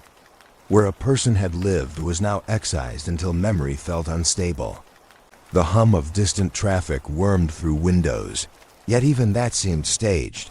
I left before neighbors could ask, before I could infect myself deeper with questions. Driving home, I kept glancing to rear view, certain each pair of headlights lingered deliberate. I gripped the wheel tight when I turned down my street. The house leaned toward me, familiar but colder tonight. Inside, the recorder still sat waiting. I wanted to resist, but instinct pushed me toward reels. I threaded tape, pressed play. Noise greeted me as usual. Hiss, hum, faint oscillations marking midnight pulse. Then something else formed, subtle at first, buried like depth charge. Beneath interference, a second voice quivered. Drawn out by distortion yet distinct, syllables carved in fragile fragments. I froze in place, jaw slack, hand stiff above notebook. It was his voice. The tone stretched thin, but cadence was his. Technical, clipped, urgent. A warning wrapped in hum thicker than before. I leaned closer, straining, noting fragments sinking back under static before phrases fully surfaced. He said, "Stop," he said, listening. He said words I couldn't catch before they bled thin. Whisper entwined with the signal, embedded like infection. Playing back not from memory, but from tape. My throat tightened with sudden grief. Proof remained, but person had vanished. I had touched the sterile walls with my own hand, smelled the disinfectant proof of removal. Yet here his voice reached me just the same, grafted beneath roar of signal, remnant in faint distortion. The ally who once measured interference now lived only as echo.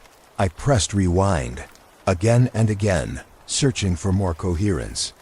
Each pass bent tone stranger, mixing layers until hard to separate word from wish. Yet I knew it true. Not imagination, not hopeful ear. He had been packaged into hum, spliced like sample into archive I had not authored. My bones cried out until chest hurt. Erasure had taken him from world, but not from sound. Alone at the desk, rain lashing harder, I whispered question aloud. Do they erase people like they erase language? Piece by piece until paper lies blank. Tape spun, answering only with his distorted syllables, one last entreaty tangled forever through interference. Static rose around them, not background anymore, but company, pressing close against me, relentless in presence, closer than any human form. The room no longer felt mine. Each speaker cone, each reel motor sighed with breath of others pulled into its orbit, voices folded into current. His apartment ended sterile, life sterilized clean, but his voice found harbor in disease of sound now claiming my house. Each wall carried resonance as companion. I sat unable to stop playback, unable to silence him, unable to rescue. My hands rested against machine, trembling, until I whispered his name in return. The gears word response, layering whisper inside hum until difference blurred. Isolation pressed teeth into neck. Proof and loss arrived together, and I could no longer separate grief from evidence. The ally was gone, consumed into static, and the static no longer an environment around me. It had become company, bold and suffocating. The game had reached into human life, subtracting flesh and leaving echo. Sitting there, alone in drenched night, I realized silence will never return. I laid the older reels across the desk like relics. Cases lined shoulder to shoulder, the spines marked with dates I had not dared revisit until now. My hand hovered, uncertain, before choosing one from the first week the hum began. I loaded it into the machine, pressed play, and listened as if begging the tape to confess a secret I had missed in panic. The hiss spilled through speakers, faithful as ever, the tone climbing faint in its usual rhythm. For minutes it sounded like nothing new, familiar resonance, almost comforting. But grief made me stubborn. I had to know if something buried survived my own blindness. I shifted to the analyzer, dragged fingers across graph. The spikes, sharp and neat, carried subtle intervals I had ignored before. I began transcribing them, line by line, number by number, pausing tape to match each. Slowly, a pattern loosened like teeth. Not random, not symmetrical purely. It was binary. Bursts grouped in 2s and 4s, steps forward that meant data. Not sound. My stomach braced tight as I recalibrated chart, translating sequences crude by hand. At first it gave nonsense. Rows of zeros, stray ones like static misread. But when I widened scope across days, each reel stacked beside the last, the dataset asserted logic. Columns aligned, shortening, growing. Numbers leaned into percentages. Births, deaths. I whispered aloud the words as pen scribbled. Population record. My chest convulsed at phrase. The numbers marched steady, charts pulsed cruel slope. Shrinkage over time. Each cluster tied neat with previous. Like some accountancy of lives drawn into sound, I dropped my pen, clutching temples with both hands. A week ago, I would have pushed this aside as paranoia, the mind-twisting grief into code. But alignment lay too clean across reels, across seasons. I checked again in disbelief, rewound twice, fed the signal back slow through monitor. Bursts repeated without distortion. No fabric of storm could model birth charts so neat. Hidden in hum-lived census of decline, the weight of it cracked open grief I had pressed under lock. As the reels played, as binary codes stitched patterns across spectrums, spectral names etched themselves too. Spectral analysis bled phonemes in ways I had noted before, but run from. Tonight I leaned closer. Names spilled in faint echoes familiar, hateful in their recognition. The dead folded back, examples risen only as line items in silent report. My ally's voice bent thin, my loved ones pronounced in sibilant static. They surfaced, distorted yet sharp enough to pierce all hope of denial. I whispered each when they formed, the syllables cracking in my throat.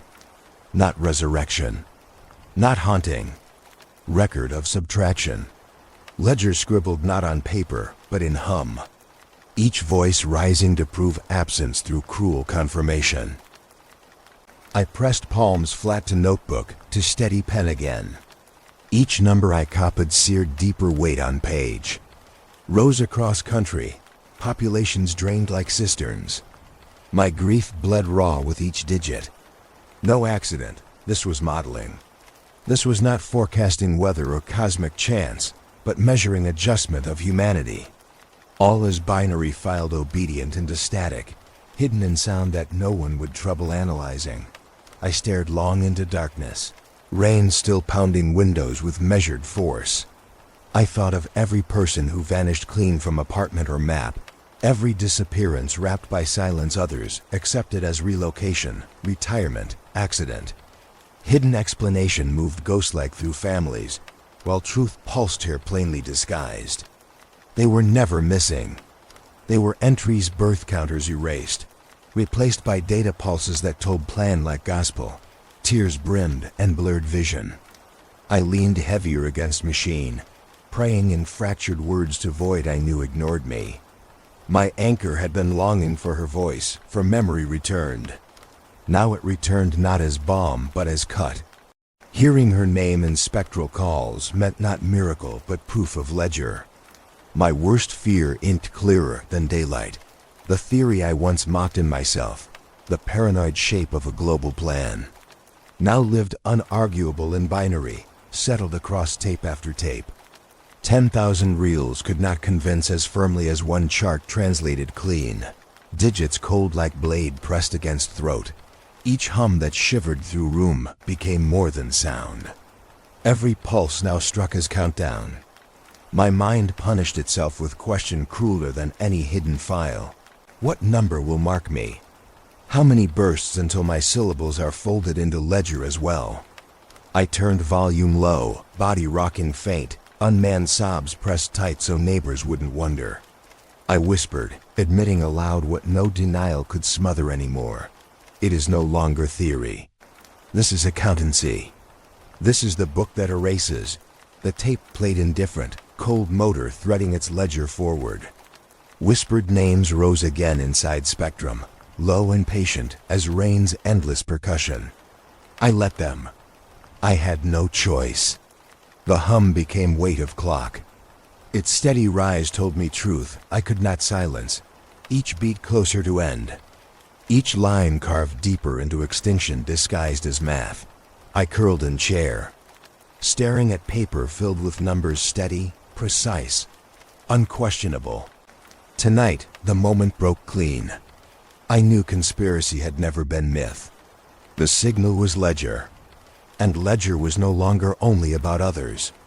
Ledger already measured me, I drove at dawn, chasing the road out of the city into low hills and fields where fog crawled heavy across the asphalt. The radio whispered faint interference across every band I tried.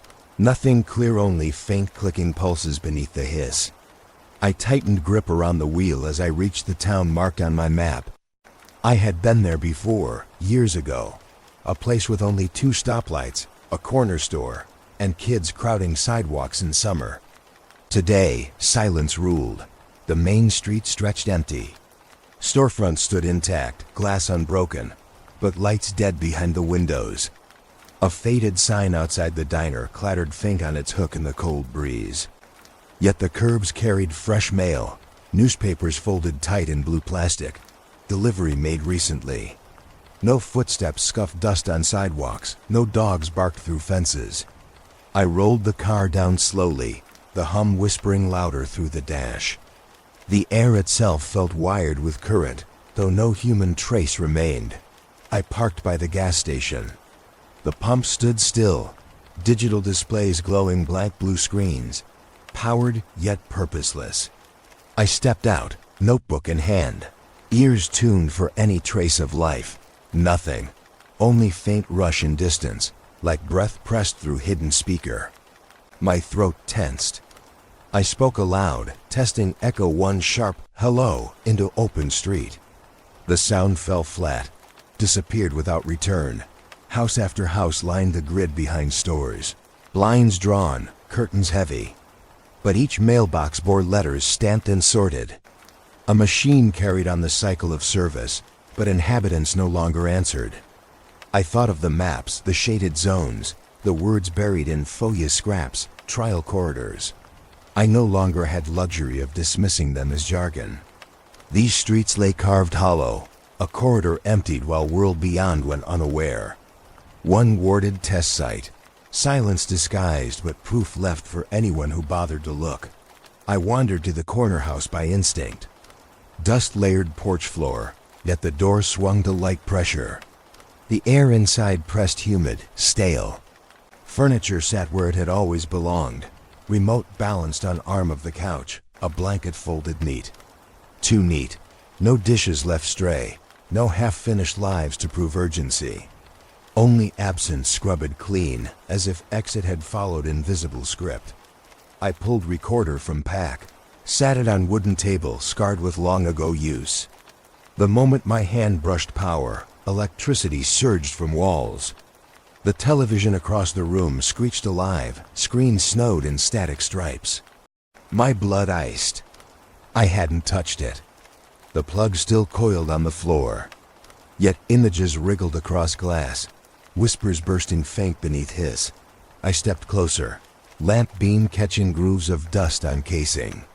The static folded in layers, adjusted rhythm with each shuffle of my shoe. Then whispers threaded themselves, voices bleeding faint, impossible to pin, phrases scattered. Observe. Adjustment. Occupancy level reduced. Not loud enough to be declaration. But they existed, tucked inside snow's roar, mirrored cadence from my reels at home. Spine crawled as I logged coordinates, thrust mic close to screen. Recorder inhaled sound eagerly, reels swallowing whisper like feed. The television rattled once, thumped against wall like unseen hand pressed it, then fell docile again. I shut lamp, stared into gray glow. The static hiss carried ghostly shapes if I unfocused eyes, outlines of faces dissolving into snow before I caught them proper. I jerked my gaze down, heart quaking. Recording still turned, tape inscribing everything into permanent memory. Outside, the silence felt heavier now, streets bloated not with absence, but with deliberate subtraction. I checked my watch as if anchoring to seconds mattered. Time still passed, mechanical, but town itself felt cut from sequence, preserved in hollow like laboratory terrarium. Mail delivered, power still running, but flesh evacuated. The interference on my handheld meter flared strong as pulse now, spikes written crisp across spectrum. Stronger here than even beneath towers. I whispered into notebook. Town vacant. Interference max. Corridor tested. The words spilled neat, almost clinical, like I had fallen into their voice. My hand shook after last letter, pen slipping from grip. I clamped memory of her name in skull, forcing myself back into grief. Grief meant human. Grief meant resistance. I climbed back into car, shaking hands on wheel. The realization gnawed with clean teeth. The documents had not spoken of hypothesis or trial-waiting future. They had described present. This wasn't research bending possible futures. It was execution already underway. Silence updated site by site, tightening around perimeters unseen. Driving out, every empty porch glared at me with mute accusation. My tires hummed along pavement, the sound indiscernible from low broadcast. Beneath chassis a vibration carried, like warning I couldn't shake. Town rolled into distance, but its silence followed. Thrumming with static hidden behind every wall and window, I knew then there was no pretending safety. The plan was not hypothetical. It played out already, and I had seen its corridor firsthand. For the first time, I didn't fear only loss of memory or interception. I feared waking tomorrow to find my own street just as silent. Each house furnished but erased of laughter. My name thinned into whisper of static loop. The house had gone still, clock hands hovering past 3. No rain tonight, no wind against the siding. I had left recorder off, reels resting, yet when I stirred from shallow half-sleep, faint whir met my ears. I sat upright too fast, head pounding, and saw the deck alive, reels spinning alone. My chest seized. I had not touched it. Power switch stood off, but tape rolled all the same. Like unseen hand-turned wheels while I slept, the sound it poured wasn't old log. It wasn't hum from storm nights. This was new material, hollow fidelity crumbling at edges. A voice of sorts hid in dust, instructions folded into hiss. Coordinates, spoken flat, repeated twice in warped monotone. Digits strung together so clear that denial vanished. I scribbled them on a torn sheet, stomach nodding as each number completed. My throat carried only dry whisper. It's telling me where to go. I let it play, nerves sharp. Between digits came phrases couched obscure. Field compliance station. Verification zone. Then silence before another string of numbers.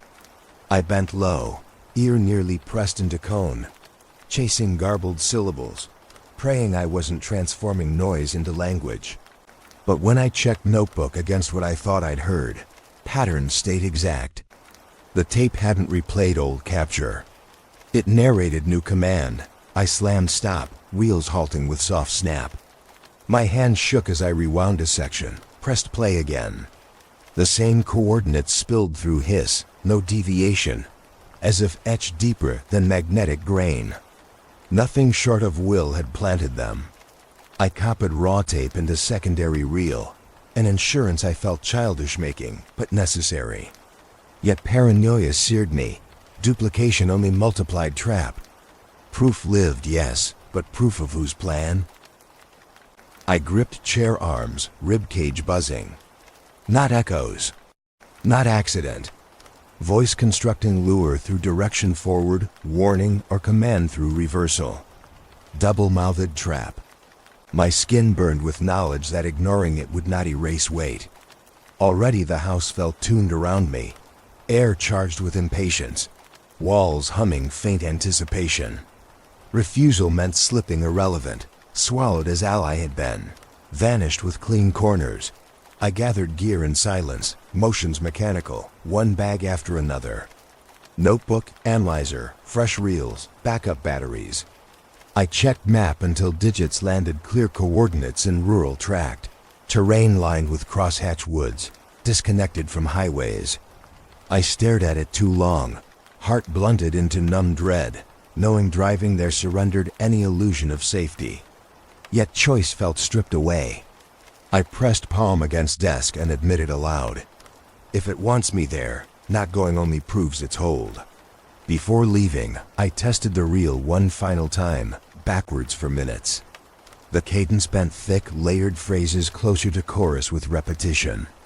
A rising pattern hidden in noise, like beckon disguised as warning. I wondered if it was trick, both lure and taunt, designed to consume whether I obeyed or fled. But then silence fell sudden, abrupt as severed cord, leaving me shaking alone in half-dark room. I packed recorder last, thumb brushing warm casing, the machine no longer tool but oracle. My reflection ghosted faint on window pane across room, pale and frightened, movement jerky as though lit by strobe. I knew my look, eyes hollow, posture weary. Obsession stripped muscle into wire, pulled too tight. Yet body moved because stillness invited worse. I shut lights. Door creaking faint, stepped into night as stars blinked in crisp sky. Coordinates scratched into paper weighed barely grams, but they dragged like chained stone. My chest tightened as I placed recorder gently on seat beside me, lap belt crossing like shielding. Engine murmured alive, headlights tunneling into black rural road. The signal wanted audience in place of its choosing. By morning I would arrive there, by design not my own. My jaw locked against rising panic, refusing to voice final doubt that my independence was already erased. My feet pulled like magnets toward sight I would have sworn I'd never find. Yet the reels whispered otherwise. I drove on, hands set hard to wheel, caught between terror of obedience and void of refusal. Behind me, in dark house abandoned, the second copy of tape still sat, reels loaded, silent now but waiting. And in my chest the realization echoed louder than any hum that I had already crossed line, chosen path, and the signal no longer asked. It summoned. The forest thickened in long arcs of wet pine, branches heavy with rain that bent close enough to scratch the car as I crept along the barely there road. My headlights carved weak tunnels through mist, the beam swallowed quick by gray.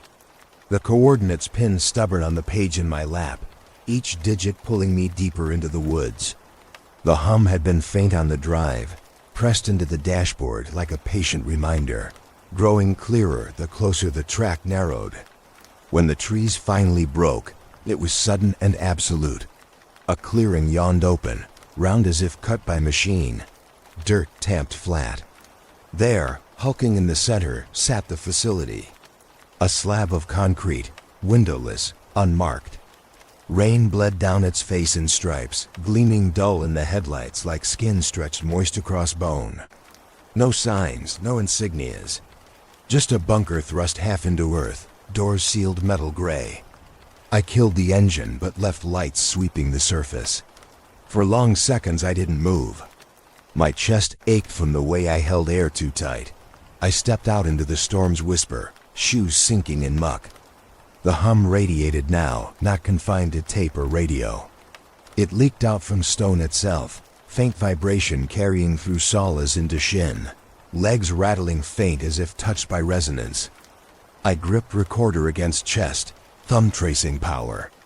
My first step toward the entrance spun the reels in my hand without switch. The machine activated at touch like it already knew. The door resisted at first, heavy, then yielded with scrape-like teeth grinding. Inside, warmth hung unnatural, damp air thick with ozone. The bunker walls swallowed sound, yet hum threaded through, rolling underfoot in deeper timbre. My lamp beam washed corridors barren and smooth, painted with industrial cleanliness. Down the hall a chamber widened, and there the true shape unfolded. Endless racks stretched row after row, steel skeletons bristling with equipment that glowed pale in increments.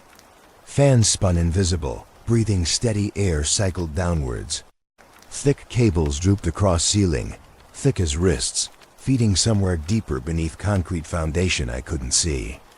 Small red diodes blinked in rhythm, paired sharp like eyes watching. Once dormant Cold War shelf now hissed alive, maintained, nurtured. No accident here. Infrastructure ran strong. No guards. No workers. Only chairs, the detail that gnawed deepest. Rows of metal chairs, dozens, lying neatly before console desks. Each faced barren screens that blinked nonsense patterns. Rolling spectrums carved in green ASCII. No coats slung across backs, no mugs resting half-drunk. But everything else remained presented as if occupants might return any moment, sit, resume. The air suggested waiting, expectation, not abandonment. I walked slow between racks, recorder pressed high like shield. The reels drank hum ravenous, peak sharp on spectrum monitor. I whispered time and description into mic. Facility lit, racks engaged. Fuel lines fresh. Behind racks I found drums of diesel, stored neat, numbers stenciled still legible. Someone maintained supply. On wall panels voltage scratched high but even, feeding long into depth. I stooped, touched the ground, and felt faint vibration underneath diesels buried deeper. Still turning, still pumping endless current into machinery above. Chill crawled steady down my back. This wasn't rogue signals spilling weird byproducts. This was system, lattice engineered to broadcast along corridors chosen, corridors I had seen emptied. Infrastructure of depopulation humming steady in a bunker, delivered to map coordinates, hidden only by bureaucracy. Someone funded this money, design, intention. Ghosts did not manage fuel rotations or diode upkeep. This was partnership between living humans and something deeper humming through. I drifted toward those empty chairs, lamp beam falling over backrests, shining with damp. My throat pressed dry as I stared down the neat arrangement. It felt staged not for use, but to provoke imagination. I dared not sit, though impulse eager pressed at ribs, whispering to claim position among absent orderlies. I clutched recorder harder, snapped note into mic. Facility expects me. My voice broke as I said it, echo hanging short against ceiling. No alarms screamed. No doors clanged. Only silence swelling thick, broken by mechanized heart of racks and tone whisper, pushing between frequencies too low to name. The deeper I listened, the more I swore it calmed, volume easing steady, as though aware presence matched expectation. The room invited me, not to depart but to continue. I circled perimeter, lamp grazing steel clips and warning plates blanked with solvent. No markings remained to betray name of bureau once here. But spacing of racks, sophistication of cable runs, none of this small scale. This was not hobbyist experiment. This was capital. This was authority. Every assumption snapped, replaced by dread edged as glass. Still I documented, whispering chain of evidence for real. 70 racks engaged. 30 chairs aligned. Fuel drums replaced within year. Tone consistent with home capture. Each word tasted thin, but necessary. Proof scaled far beyond apartment anomalies. This was global skeleton hidden beneath soil, repeating pulses across families and names. And yet, not a single soul. The silence grew personal. It was not emptiness, but performance. An expectation. My muscles stiff. Each step felt inside choreography arranged already. Recorder weight turned unbearable.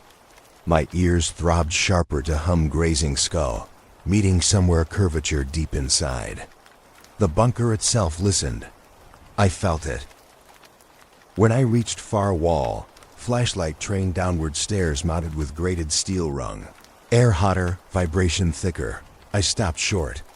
My breath ragged, fogged the beam, and heart slammed as realization concluded itself. This was never accident, never bleed. This was intentional, structured broadcasting infrastructure, carved into soil by hands unseen. I spoke again careful. This is not rogue. It is funded, alive, awaiting. The words quivered. Reels kept spinning. Behind me, the chamber glowed empty, silent except for endless machine whir, sterile chairs. No opposition, no guards, only waiting. I turned as noise dimmed suddenly, unnatural. The hum that had lived in every crevice of wall seemed to sink low, drawn inward, quieting as if to hear my next intention. The silence pressed harder than storm had ever managed. I stood powerless in chamber lit by blinking diodes, knowing nothing would move until I did. Nothing would speak until I answered. The bunker held breath along with me, as though it had wanted me to arrive not to chase anomaly, not to collect data, but to fulfill role it had already written. The chamber pressed down on me with its own gravity. Racks humming steady one moment, then surging louder until my body seemed to vibrate along with them. I fumbled for the recorder, thumb slamming power, reel winding alive. But the instant heads touched tape, the sound within swelled to chaos. Not hum, now raw distortion, jagged spears of noise ripping levels past meter range. Speakers sputtered, cones rasping as if torn, reels shuddering under stress until I had to wrench volume low. Nothing captured clearly. It felt as if machines refused to be documented, as though transmission burned my evidence the moment contact began. I pressed headset over ears, hoping direct feed would grant clarity. It struck me instead like an axe. My hearing fractured clean in two layers. Tones bent reality itself, peeling my perception to thin overlap. The first layer, ordinary hums and crashes, already unbearable. The other cut stranger high peaks that didn't sound like sound at all, more like imagery pressed through ear nerves straight into vision. My eyes blinked wide, pupils spasming, and I swore I glimpsed shapes not placed anywhere in environment. Not film, not projection, just perception filled direct, as if brain had been hijacked to host pictures. I staggered back, lamp beams shaking across rows of racks. Yet images clung. Whole cityscapes, fallow and silent, crawled inside vision. Towers bending like stalks, streets emptied of motion, signage flickering but unreadable. Then sudden shifts into domestic fragments, families sitting together at tables, and in blink later the chairs empty while tableware still trembled as if touched. It was memory not my own, stripped of sequence, slammed into me like someone else rewinding life through my skull. Hands clawed at headphones, ripping them free. But even in silence, remnants clung like blisters. My hearing caught unnatural timbre. Each tone fractured into three. One audible, one felt pressed into ribs, one lodged behind eye nerves. No distance granted escape. The bunker voice was not sound anymore, but environment saturating everything. I lurched forward with recorder, still wheezing blank overload. I spun knobs and dials, desperate to salvage something, anything from this collapse. The spectrum analyzer printed endless sheets, lines zigzagging too manic to parse. Only in brief pockets did peaks settle into rhythmic plateaus, suggesting design behind storm. I shoved those printouts into bag without slowing, convinced I held fragments of map. My throat convulsed with thought. This was how populations bent. Not violence, not smoke and bullet, but layered perception digested until reality folded, memory overwritten, compliance installed without blade. If what I saw was even fraction true, then every corridor emptied did so because their minds had been painted new. A surge louder cracked through, blinding me white. Pain lanced skull, ears ringing until balance lost, knees smacking floor. I choked on air, fingers clutching tape deck that now screeched gutter noise relentless. Metal casing vibrated under palm as if housing heart too large. My teeth itched with subsonic bleed. Body screamed escape. Legs scrambled without command, haunches pressing me back toward main chamber door. I tumbled against chair row, metal clanging, then dragged up to feet. Behind me racks thundered louder, diodes blinking manic, red eyes jerking like swarm. I couldn't shake thought that infrastructure itself resented my trespass, punishing me with demonstration of its full scale. Yet in that torture clarity lived. Once scales tuned broad enough, perception across nation could be pressed uniform. No memory safe, no choice possible. Reset after reset until population drifted whichever model ledger required. I clawed door open, burst into corridor. Noise eased fractionally, enough to let breath flow again. Reels still spun, though content nothing but static scream. My vision rippled with afterimages clinging hard, families dissolving. Streets emptied, skies fluttering with symbols I couldn't read. I staggered upward stairwell, each step echoing louder than natural. Stone ringing with phantom frequency. Breaking into rain felt like surfacing from underwater. Yet storm itself felt charged, droplets striking heavier, leaving residue on skin, not water but static crackle. I gulped night air, but it carried faint distortion, brittle edges pricking eardrum. My body swayed until I pressed a car side, clinging door handle like mast. Breath heaved, lungs ragged. I forced recorder off, stuffed it deep in bag. The drive back blurred, roads unspooling in darkness lit by flares of memory I couldn't trust. Headlights cut void, but ears still rang thick, hearing phantom cadence underneath wipers beat. When city lights finally smeared horizon, relief twisted sour. Streets weren't the same. Every corner sounded tuned wrong, resonance just out of step, like some layer had shifted permanently. Neon flicker murmured faint harmonics. Highway guardrails howled spectra that never existed before. I pulled through intersections that looked familiar but carried alien hush. Neighbors on sidewalks blurred at corners of vision, vanishing when I tried to mark detail. I parked near home but never left seat right away. Rain-pattered roof, sharper than its fall should allow, heavy with residue of bunker silence. My ears no longer trusted. Was sound of storm weather or scrim of broadcast laid across nightscape? Somewhere real still word in bag. Coughing insane distortions I hadn't courage to replay. It struck then with crushing finality. I hadn't escaped with proof alone. Proof had followed me out, rewiring perception anchor by anchor. The bunker's interference clung like perfume spilled across skin, once marked, never erased. And now every breath of city carried new timbre, subtle but irreversible. They hadn't just shown me how populations vanish, they had begun opening that door inside me. Spent the next day hollowed by exhaustion, but urgency refused me sleep. Every moment slid closer to erasure. Proof remained on reels stuffed in my bag, half burned by distortion, yet still carrying fragments of voice, spikes of structure. If I kept them private, silence would consume all. If I shared them wide, maybe someone else could stitch sense. My hands shook as I opened the old computer, a patched machine from safer years. Circuits whispering faint hum too similar now to be comfort. I copied files as carefully as ritual, scans of charts. Spectrogram printouts, audio clips pared down to minutes. Pages of raw notes photographed under lamplight. I encrypted, zipped, named them unassuming. The plan felt desperate, but essential. Upload them across hidden channels.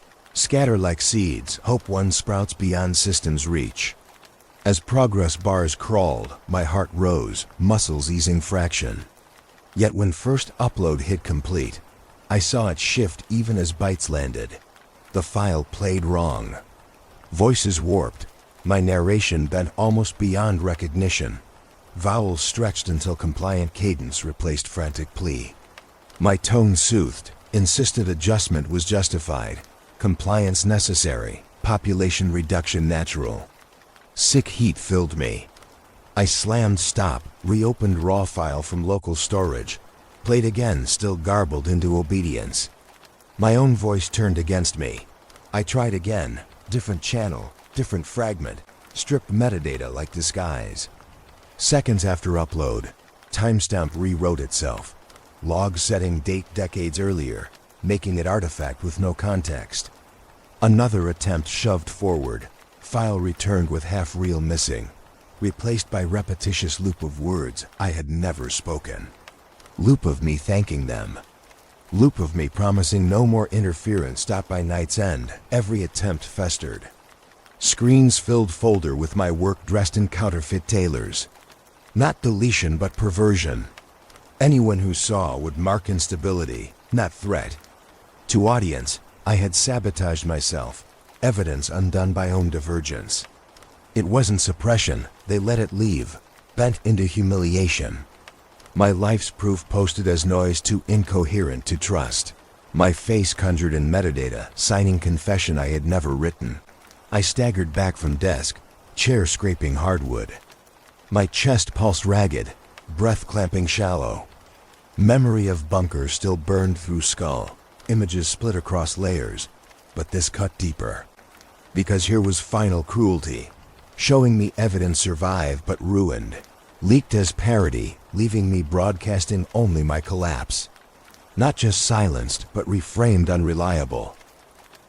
Hands pressed to face, I whispered emptily, I don't believe my own archive anymore. I checked raw reels, but even those carried taint small stutters and signal where none had lived before. Fragments of obedience voices bleeding twisted under hum. Proof altering retroactive. My own narration buried into shapes I had never let cross lips. For seconds I forgot place, forgot hour. Memory frayed.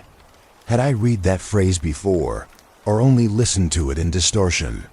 Did the name echo from grief? Or machine? The line blurred wicked until I couldn't pull apart fact from everything seeded.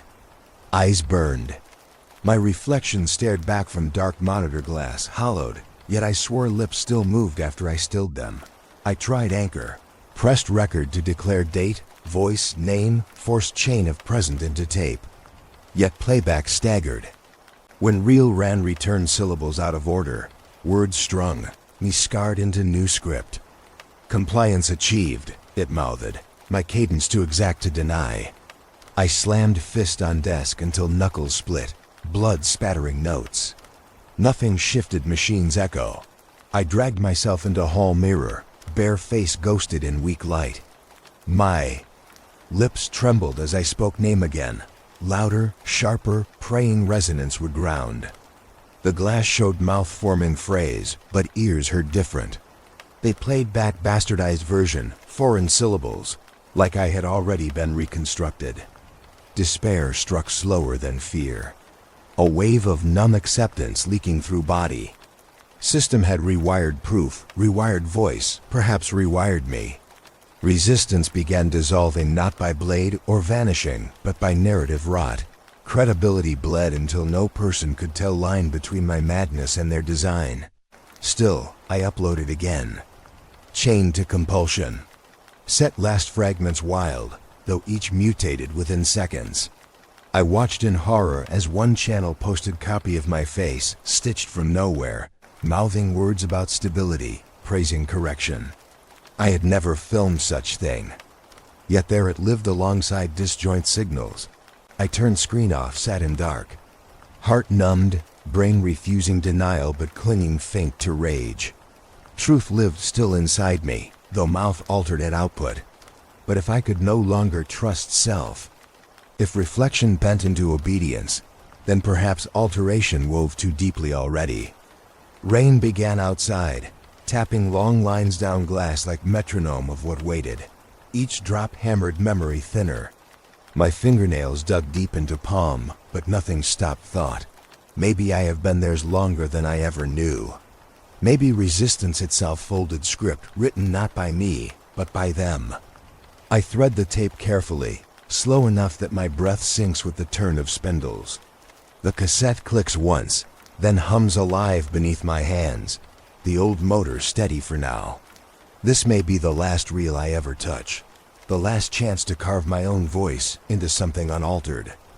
I sift forward, microphone close to my lips, aware of the storm pressing outside the glass. Its rhythm doesn't rise and fall like natural weather anymore. It drills, precise and even, each drop a percussion loop stitched into the wider hum. The sky feels less like sky, more like ceiling speaker. My name is mine, I say, quiet, rough. The words wobble through dry throat, but I let them spill. I dictate the date, the hour, the house, the storm. I dictate context until my mouth grows thick, warnings received, the failed extraction, the vanished ally whose voice returned only in distortion. I force myself to recount every step though memory stutters. I read scraps from my notebooks, lines degrading into gaps where pen had wandered farther than I remember guiding it. I speak faster, anxious that time is thinner than real allows, that silence could fold tape without warning. The room groans faintly, walls creaking like soaked wood bending, though I know it is pressure, frequencies crawling through timber. Each hair on my arms trembles to rhythm only skin can hear. I ignore it, push voice louder, listing people by name, not only hers, not only the ally, but neighbors, strangers, names I recall from phone books and headlines. I want them preserved in this strip of magnetic emulsion, their syllables proof against ledger. Every hum may erase, but tape can resist longer. Lightning rolls but oddly muted, as though borrowed thunder folded into static blanket, when flash floods room. I glimpse shelves of reels stacked in rows, black spines gleaming. They feel funereal tonight, lined like coffins for voices no one else may inherit. My mouth aches. I whisper vow anyway. I will bury enough of you the way relics are buried, beyond their sweep, beyond their edits. Someone will find one. Someone will remember. The rain ricochets sharper, intervals unnerving in their cleanliness. Not scatter, not patter, but sequence perfect spacing between impacts, as though drawn by metronome. My eyes close, and I hear it as extended signal, the hum stretched across sky in droplets. I falter, lose my place. My tongue rests halfway into sentence before it slips blank. Memory does not hold steady anymore. I forget whether I already spoke the ally's name on this tape or the last. I forget if I recorded her syllables once or many times. But when I replay fragments before final run, the voices begin folding, looping, inserting words I did not utter. They call compliance sweet, they call adjustment inevitable. Yet here I sit. Here I try again. I begin new sentence, slow, deliberate. To whomever finds this reel, if it is ever found, resist not with fists, but with recall. Memory is all they cannot own outright. If my throat locks, I press forward. Rain pelts louder still. The rhythm invades my words, each syllable slotting into their cadence like a ranged sample. I strike table with fist until mic rattles, forcing my speech back jagged against beat. If you forget, you lose twice. If you remember, then they do not win, not fully, not entirely. I pause, let breath shiver heavy into steel mic. Nothing else fills void except storm, pounding too clean, rattling at glass in numerical sets. I lean high over the recorder, press my lips nearly to its grill, and whisper confession rawer than any note. I do not know if memory you hear is mine or rewritten, but I remember enough to insist it once belonged to me. If that is resistance, let it be this. The reels spin, ticking seconds, swallowing last of my voice.